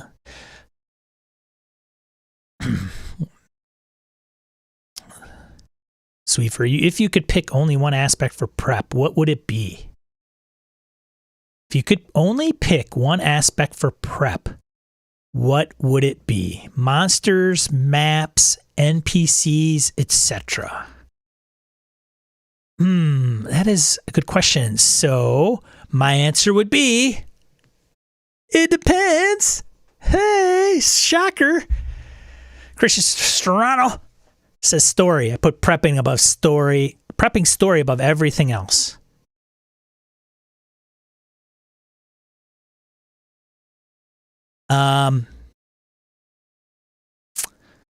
I say it depends because I think it's dependent on the game you're running. So, for example, Forbidden Lands, I don't know if I would go with story necessarily. I think so. Somebody's going to say, but Sean, what you just explained is story. You have to have that. Like, what's the reason for this happening? There's a story there. Fair. But with Forbidden Lands Hex Crawl survival game, in my brain, what I want to do is put the players in situations and allow them to make decisions based on the situation. So because it's a hex crawl, there isn't can there be an overarching story? Like things, there's, if you go to Dungeon World, are there fronts, right? Of course. I don't really think of those things when I'm talking about Forbidden Lands, just because it's so exploratory and survivalist based. So when they go through a hex, what are they going to discover? Is it ruins? Is it a faction? Is it NPCs? Is it a monster? If it's NPCs or a faction, someone would say, well, there's a story there, Sean. You got to kind of figure out what they're there and then what happens, right? Well, I prefer to play to see what happens, and I think we all do. But,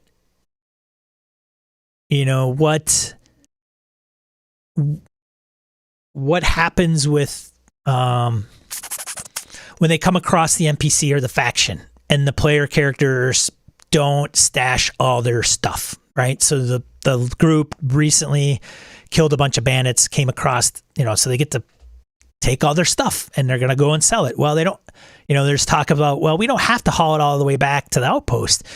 We could just stash it here, go out, see what's out there, do something. And then when we feel comfortable, come back, grab some stuff, take it to the outpost. So there's a couple of things that they could be doing. If they're exploring and they come across a faction of some kind, a group of adventurers, and they aren't carrying all their swag, that's different than if they are carrying all their swag. So what's going to happen? Do the other adventurers, the NPCs, how are they going to react? Could react the same way, either way. Maybe they don't. Wait a minute, you got a lot of stuff over there. A lot of stuff we could use. Then what happens? Is there a negotiation? Do they sell it? Do they trade it? Barter? Or does it come to blows? Once those things are put into motion, then, what happens, right? So then, story evolves out of that. So, killing these bandits, there's probably a story there, right? Maybe.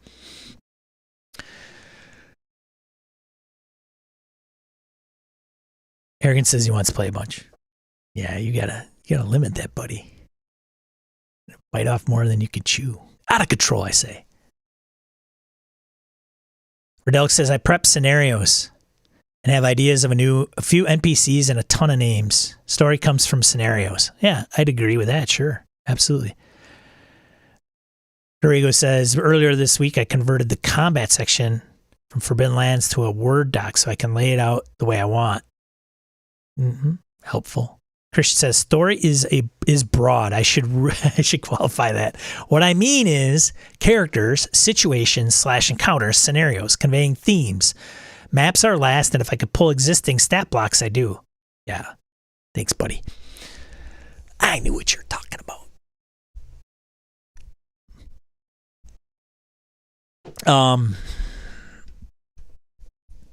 No wrong answer. No wrong answer. But that's what I would do. Be just situations. And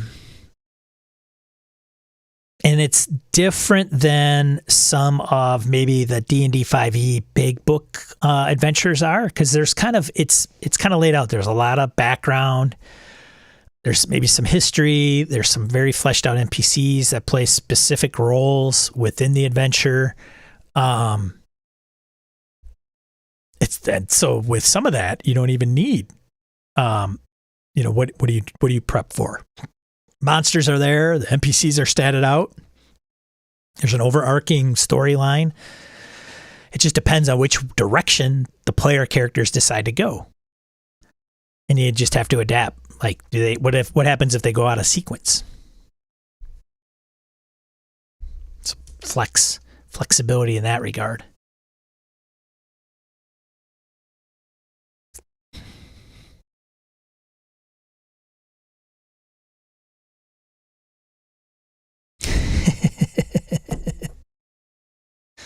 Yeah.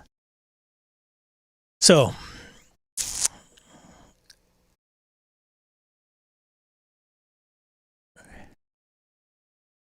Redelk says, depends on how you run your game, obviously, but in a travel sandbox sort of game, I also find ways to have links between those scenarios, how they affect or relate to each other. Yeah, that's a big one too. That is the biggest problem I had in Forbidden Lands the first time I ran. I didn't have anything to give the characters to sink their teeth into. Now the bandits that they killed, well, that's Wayne's character's nemesis. Like, he's like, if I ever come across that guy, he's going to meet the end of my blade. And he did. And they're done. They killed an entire bandit group in their sleep. And that was it. But is that it? Does the story end there with old Black Nose? Tune in next week when we find out what happens with the rogues and raiders in a cursed world. Cursed land. Augie, you're killing me, buddy. You really are. You got to go and just go upstairs and eat some food. Really. I got to get this guy some food. I will be right back. Take a break. Talk amongst yourself. AMA continues. Let me know, like, if you're stumped on something, you've run into something recently, even good. Like, it doesn't have to be a problem. Like, hey, recently I had kind of an epiphany, and this is what it was. I'd be interested to hear about it. It doesn't always have to be like this shit show, and I don't know what to do. Why is that, Lucas? They flagged that. I'm just it's so funny. I'll be right back. I'm not hanging this up yet. But if you're not here when I get back, that's okay too. Come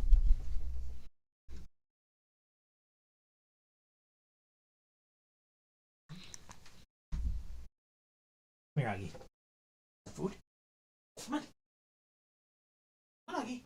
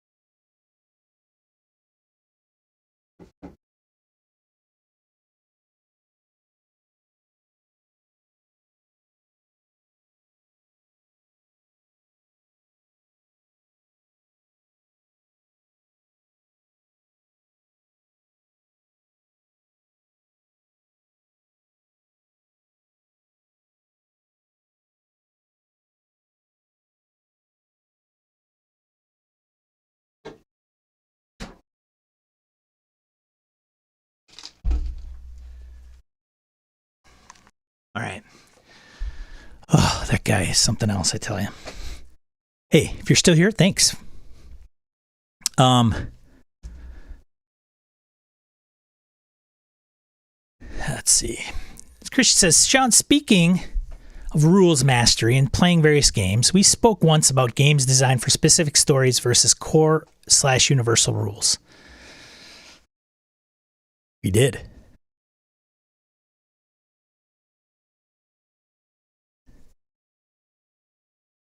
A game that's set up to like convey a specific story. God, what was the conversation? I'm trying to reach back into my brain on some of the details. I think it was, and correct me if I'm wrong, Christian, I think it had to do with it. Yes, I remember now. Because it also is a little not cloudy. I don't know if I was very clear on articulating what I was really getting at. So Christian's referring to a conversation he and I had about, and it was kind of tied into last week and the last Gaming in BS episode where Brett and I were talking about, where I had mentioned that more recent game design can take advantage of time and innovations in the industry to convey or provide a certain level of immersion or feeling or evoke a particular feeling within the game. Which goes into a little bit about what Chris and I were talking about is games that try to facilitate a particular story type, right? So, for example, Christian, help me out now. D&D tells a particular story. I think 5th edition specifically. Okay, it's your heroes. It makes no apologies. You're heroes. You're kind of above, I guess, everybody else. And that facilitates a type of game to play, right? Character death, 3 death saves to make. You take all your hit points, then you start making death saves. It's a 50-50 roll. You got to have 3 failures before you die. Whatever, right? It's a different type of play. One that if you are like more gritty, Warhammer comes up, Zweihander, Mothership, Alien, Forbidden Lands, like some of those are games. For example, Forbidden Lands is trying to facilitate the exploration component and expose that a little bit more than if you're running OSE. In OSE, I mentioned, can you have a hex crawl? Yes, of course. People are doing it all the time. Is it as mechanized?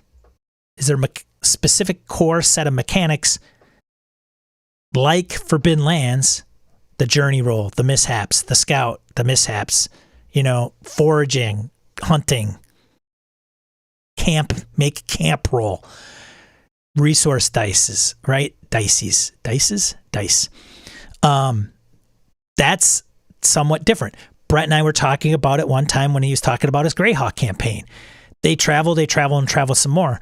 How many times in that game is Brett goes, yep, you're going through, you went through 5 hexes today. All right, and you're there. Okay? We're not going to stop and hash out every night to see who's watching, like who's covering watch. Is there a random encounter or non-random encounter? Oh, and by the way, we're not going to track rations. Okay? If you have food on your sheet, you have food. I'm not keeping track whether you have food or not. Because if you don't, if you're going through hexes, you're going to hunt, you're going to kill something, and you'll probably eat it. So let's just say that happens. That's not Forbidden Lands. You don't do that in Forbidden Lands. You make the rolls. So it's kind of some of those details that Christian and I were kind of bouncing back and forth on.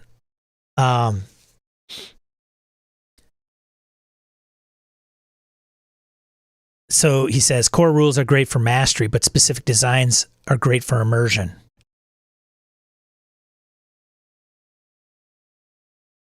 Yes. Subsystems, maybe? And there's, when you talk about role-playing games, let's get my brain turning a little bit. When you talk about role-playing games, there are the games like, I'll put Harrigan on the spot. So Harrigan rolls some old school games, White Lies. I played in Harrigan's White Lies game. D6, give me a D6 roll. If you roll a 6, 5 or 6, yeah, it happens.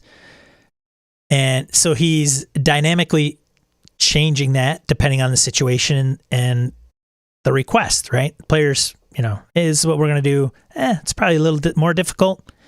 You roll a 6 on a die 6, no problem. And say that game, I can't remember because I haven't run White Lies myself. It's been a little while. But if that's the mechanic throughout the entire game, it's very simple. It's very straightforward. It's easy to master. And everybody knows what's involved. And it can fluctuate, but everybody's aware of that fluctuation and why. So what I'm trying to say is if that's like the core mechanic of that game, it's light, right? Doesn't have a lot of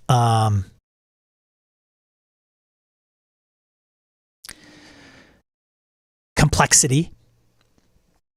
Yeah, some would say baggage. Baggage might be kind of a negative connotation. But then there are games like, say, Pathfinder, for example. And I haven't played Pathfinder 2. I'll just say original Pathfinder, where there's a lot of tactical pieces to it. There's some subsystems to it, right? So you have the fort, reflex, whatever the hell the last one is, I can't remember. Shoot. You have the combat CMB versus CMD, right? Counter rolls. There's some component, like there's the skills, right? You're going to make a skill check. You add up these numbers. There's a target number, right? DC that you have to roll over, even or over to succeed. Great. So there are some, I would say, kind of subsystems in that game. And when you get into those, then you have to remember how those work. Grapple. How do you grapple? What's a combat maneuver check? CMD versus CMB. Strength comes into play. It's opposed checks. Okay, great. But skill checks aren't always opposed. Some would say, well, it's pretty straightforward because you're using a D20 all the time. So there is the system, core system, there's the subsystems, and then how do those play with immersion? Is that what we're getting at, Christian, maybe? Speaking on your behalf. And there's no wrong way to play. There's no wrong preference. But we just have to acknowledge that there's differences. And he says, the position I had was sticking to Savage Worlds made my games easier to run. Yes. So that's another thing, right? Because I think Christian's a big Savage Worlds fan. It's not that he hasn't played any other game, right? Disclaimer. Savage Worlds is not his whole world. And he says, I could adapt to various genres and settings. I don't have time to learn new rules all the time. So I think that's, yes, thank you for refreshing my memory. So, because I was saying that, why use Savage Worlds for everything? That would be Christian's argument. I don't want to learn different. I don't want to learn Pathfinder. I don't want to learn White Lies. I don't want to learn GURPS or Call of Cthulhu or Mothership to play. That's a bad example. I don't want to play GURPS, Mothership, Alien, or learn those to play an alien horror, science fiction horror game. Okay, fair.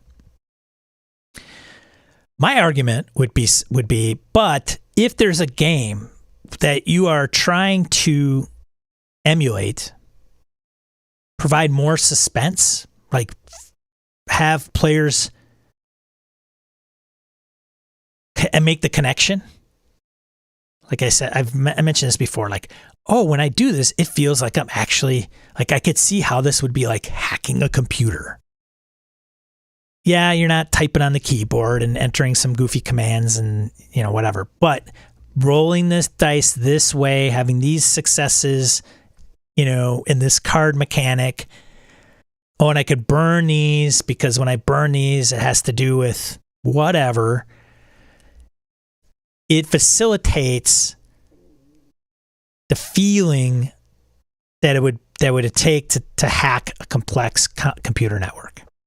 Whatever. Insert example. And he says, yours was about tailored mechanics to evoke certain styles and feelings. There we go. See? Whew, takes a little while. Apply some grease, get the gears rolling, and everything will be just fine. So, Christian would say, I could do that within Savage Worlds. And I would say, sure, you can. But would it be in the same way that a custom experience provides? And some would say yes. And some would say no. I don't know is there a wrong answer? It's like Dread. We bring up Dread all the time because of the Jenga tower. There is a suspense piece. But unless you're in Brett's group, where he has a group that would say, Jenga tower, well, that's stupid.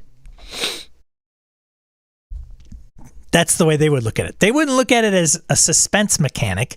They would look at it and say, that's stupid.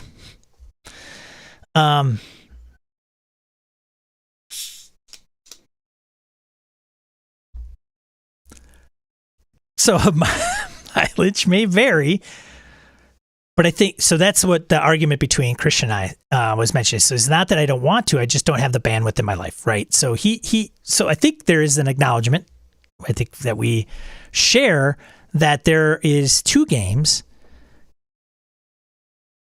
And I don't think even with Christian, there's a dispute that yes, one may actually facilitate a better experience of horror suspense or, computer hacking, because I'm playing Cyberpunk and I want that unique experience. So that game provides it. He can admit that and still say, I don't have the time to learn that crap. So I'm going to stick with Savage Worlds. It's what I know. It's system mastery, and I can wing it and it can move along. And frankly, it's a very, very, not that I don't think it's valid, but it does make very much sense when I talk to somebody like Christian. Because with those other systems can come complexity, or say Sean is just a knucklehead and he hasn't mastered 3 different games because he can't remember rules to save his life, and systems and how those, that could bog down the game. Hold on, time out. Everybody take a bathroom check, bathroom break, get something to drink. I gotta read this for a second. The game comes to a screeching halt because Sean's got to reference the nuances of that piece, right? And I think that's a trade-off, right? Again, we talk about the scales, right? So we have we have the scale. Too much on one end tips it too far, like a teeter-totter. But what about the scale that has 4 of them, 5 of them, 6 of them, where you're all trying to keep them balanced all at the same time? And for some of us, we just say, hey, man, I'm going to go with this light, simple, straightforward system. Everybody knows the expectations of it. Going back to the white lies piece, Arkan running that, and the D6 component. And we're just going to keep going because as we progress and go through, we can cover more ground. Yes, it's not going to provide the gripping, oh my God, moments. Well, it could. It still could. Without the Dread Tower or Dread Jenga Tower, it can still do that. But we say, I'm going to sacrifice that piece because I'm going to sacrifice it for speed or moving the story along, not bogging down because I have to stop for these mechanics. I don't have to remove myself out of the story to go, oh, now I need to do this. Sometimes people will say that with traditional games like D&D, like everything's going, everything's cool, and then stop, roll for initiative. Like, time slows down. Everything's just got to be like, okay, we're entering a different phase of the game. I got to go from that to this. This is what we're going to focus in on now, right? That could be a little jarring for people that don't like that. But in the grand scheme of things, we are looking at games and saying, what's important to us? Sometimes it's just me. What's important to me? Getting the players to buy into that. Or it's the group consensus, right? What is important to us? And that's key to really group cohesion and a long-term campaign, really, is when everybody's like on the same page. That's why Session 0 comes into play. Like, hey, is everybody cool with this? Like, character death. Going back to the beginning of this story with Eric Salzwedel and the person that posted on Reddit where, I spit in the big bad evil guy's face. All right, he kills you.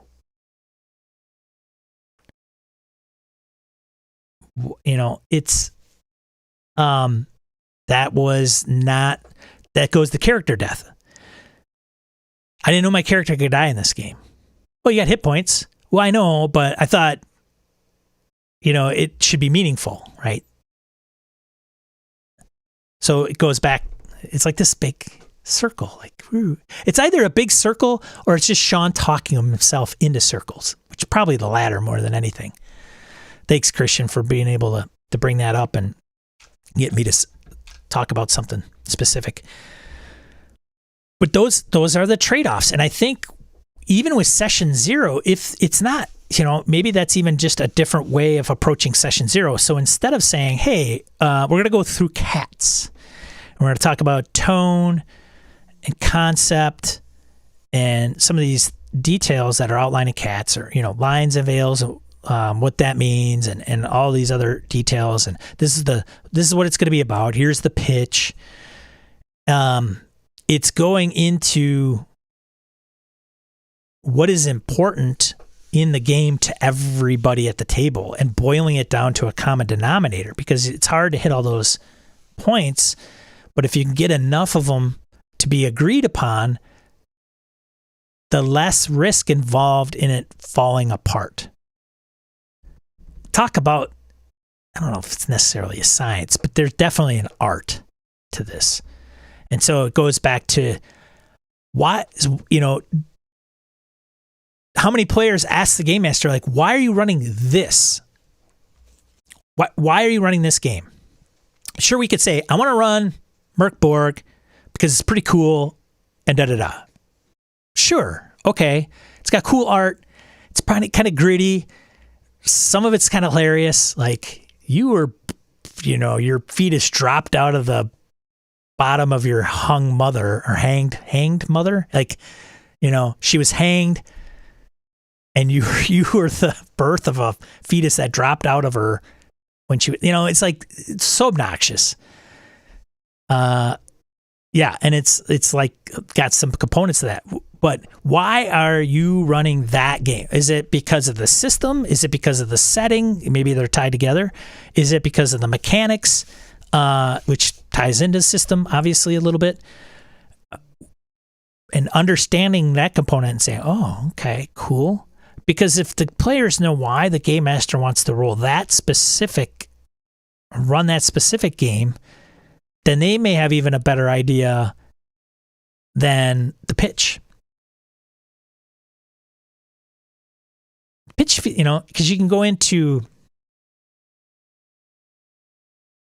here's what's cool about it. But by saying what you want to run, or understanding the reason why you want to run a particular game, can also speak about why you're not running a different game. It's like, yep, that's all the good things, but it's also telling the players what you are not a fan of. So, for example, Forbidden Lands, if I say, I love Forbidden Lands, and somebody says, well, why do you like running that game, Sean? And I say, because it's exploration. You don't know what's going to happen. There's a hex crawl component to it. You could plan kind of random details, put problems in front of the players, see how they overcome them, and play that type of style. That doesn't say, oh, it's about the players being heroes, kicking down doors, kicking ass and taking names, and swinging from chandeliers. Could it happen in the game? Sure. But that's not the same as D&D 5e or Savage Worlds or, whatever.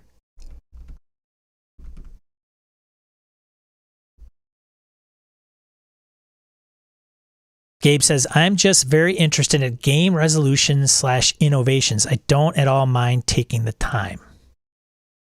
And that's great. That's good. That's a thing, right? That's something some of us GMs really embrace. Like, I just want to, I buy a lot of games because I want to learn and understand how they approach different things within their game. Some of them are very cookie cutter. Some of them are, hey, that's an old retro clone. It's, the only difference is it's descending armor class and not ascending. Like, is it that much of a difference? Some of the uniqueness. The guys just played Warlock on the Discord server. Not a ton of mechanics yet because they haven't gotten into combat or anything. But how is that going to play out, and how are they going to appreciate Warlock's take on some of the details that other role-playing games have? Resolution mechanics. It's always a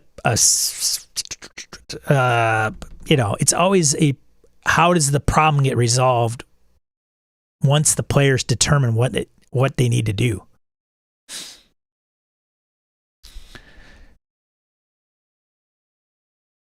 Gabe, Harrigan says, Gabe, I predict you're going to dig jackals. Jackals! Lots of good ideas there. I'm not sure they will work well at the table, but they read really well. So jackals is another game they're going to get to the table. So they've played. What was the last one you guys played? Yes, on Warlock. The last one was what, OSE? Jim was playing? Was running for you guys?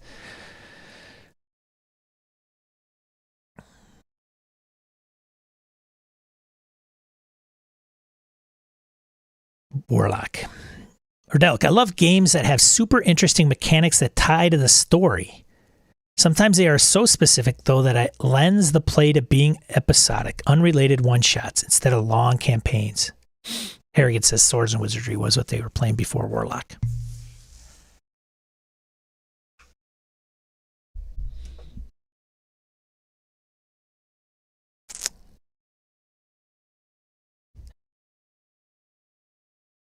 There you go. Off topic, back to BSRCon. Was there talk about you doing Foundry tutorials? Yeah, there was. I haven't put it on the schedule. My thoughts were I was just going to take Foundry and set it up for 5e. Because I think if you set it up for 5e, you could probably kind of maneuver yourself to implement different game systems and see how it works. So we'll see. I have not put it on the schedule yet. So Harrigan says, Jim ran Swords and Wizardry. Appreciate it. Thanks, Harrigan. But their kind of grand experiment is having these guys rotate GMs, and Mirko Froelich ran Warlock for these guys recently, so they've ran Swords and Wizardry, and then Mirko's run Warlock, and then their next thing is Jackals. They're talking about Jackals. There's a lot of fantasy games, right? What's the differences between them? Why would somebody like one over the other? What type of it is all full of opinions. There's going to be guys in the group like, yeah, I loved it. It was all right. It's also going to be different whether you're playing or game mastering too, right? One thing we have to understand, which is something I think probably is not necessarily a shortcoming, but, us game masters, we look at a game maybe in a particular way, and then we pitch it to the players, and then they play it, and they're like, I don't like this game because it's being played, right? If I want gritty, I don't want heroes, and I don't want death to be not a thing. Well, okay, that's me as the game master. Now I put on my player shoes. Would I want the same thing as a player? Is that a thing? I got a question for you, yahoos. As a game master and as a player, do you find yourself being in literally two different camps? I mean, aside from being a player and a GM, but what you want out of a game. Because you could say, as a game master, I like the high lethality thing. I like the grit, the dirt. But as a player, no, man, don't kill my character.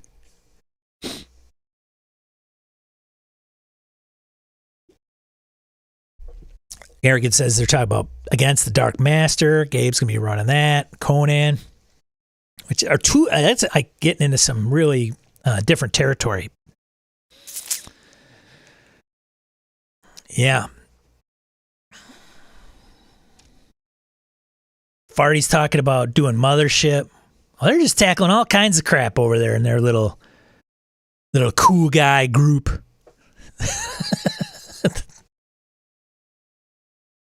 You could sit in. I gotta say, you could sit in and watch these guys play. They have an open game, which means on the Discord, if they're playing, you can come in and just mute, turn off your camera, and listen to them play whatever game that they're rolling. If you don't mind watching people play role playing games, they're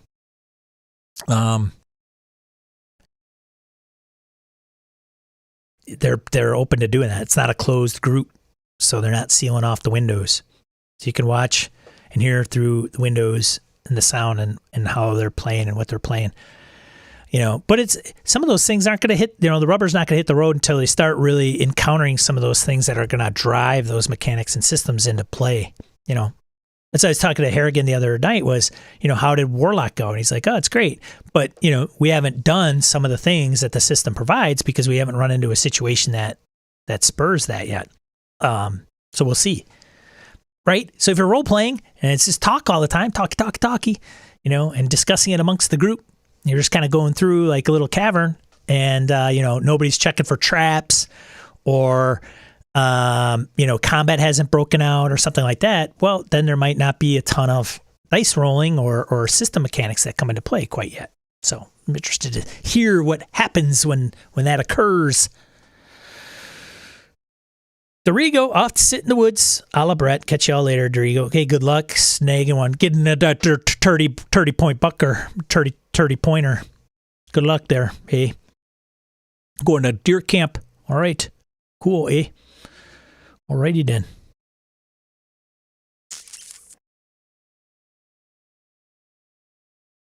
Oh, yes. So Gabe has not run Conan Open, but he'll consider it. Isn't that part of the contract with that group? Like, hey, all our games are open? Isn't that kind of the deal? So going back to Christian and system mastery. So Savage Worlds, he's going to run it. He wants to run a horror game, Savage Worlds. He wants to run high adventure, Savage Worlds. He wants to run grit, Savage Worlds. And in defense of Christian and keeping within that same system being, thanks, Christian, good to see you, man. Thanks so much for stopping by. I really appreciate it. Have a great weekend. But going back to Christian and saying, because now I'm going to talk about behind his back. No, I'm just kidding. But going back to him and having that valid point of saying, system mastery, man, because I know all of the hindrances. I know of all the skills, the advantages and disads. Like I know all of those. So if he were to say, well, I'm going to run grit fantasy, he can remove those things that will make it more gritty, right? If you're going to talk about high fantasy, he can incorporate some of those things that make it more high fantasy, right? Some optional rules, bolt them on, if you will, which is fine. Like if he's going to, there's science fiction companion. I think, do they have the horror companion? If not, they're going to maybe, they have the supers companion. So you can just like take those and use Savage Worlds. And the leap isn't there, right? He doesn't have to learn Alien to run Alien in Savage Worlds. Now, could that limit some of the immersion or, uniqueness of play that Alien, like a system like Aliens incorporates because it's tailored to that setting piece? Sure. Can he recreate it? Possibly.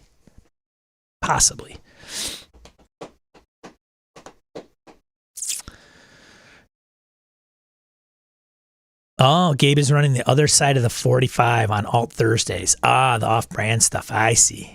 So Hurricane can't keep participate in those because he's in my Forbidden Lands game. So, hey, man, if you want to go, hey. So, I don't know. I have Forbidden Lands. So, yeah, there you go. That was a good one for Christian because he was like, yeah, I don't know about that. And he and I got into a discussion and, if there's nothing more than I appreciate than a smart gamer who is game mastered and played, who says, hold on a second.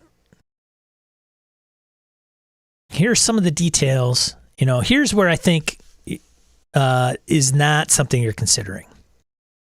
And then explaining that in a manner that makes sense. It says, okay, I can understand that. I see that.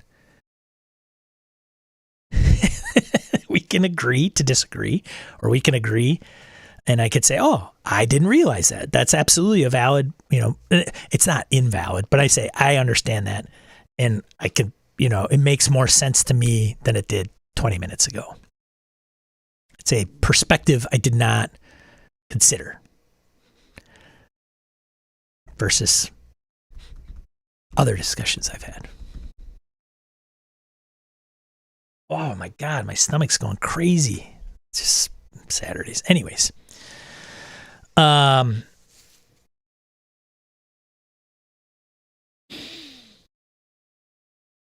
don't know if I have anything else to say. And it's, 2 hours. 2 hours. I didn't think I'd go 2 hours and 40 minutes. So thank you. Thanks for the help. I think I'm going to wrap this up because I have editing to do and other stuff to consider. I got to make notes of some of these things with session 0 because I'm really I don't know. For some reason, it's just my brain. So I'm going to leave off. Thank you for attending, showing up, either on Discord, Ghost, VCSC is still in there. Thank you so much. Appreciate it. Thanks for everybody that showed up in the chat and the YouTubes and spurring the conversation, providing some feedback and insight to what you're doing and having me expound. Appreciate it. This may be the last time I talk to some of you. So even if you're not in the US, it's our Thanksgiving coming up next week, Thursday. So even if you don't celebrate our Thanksgiving, which most of you probably don't, some of you don't, I'm thankful for each and every one of you and for role-playing games that have brought us all together, right? So keep on gaming. Have a great weekend. And remember, be a positive force in the tabletop RPG hobby. I'll check you later.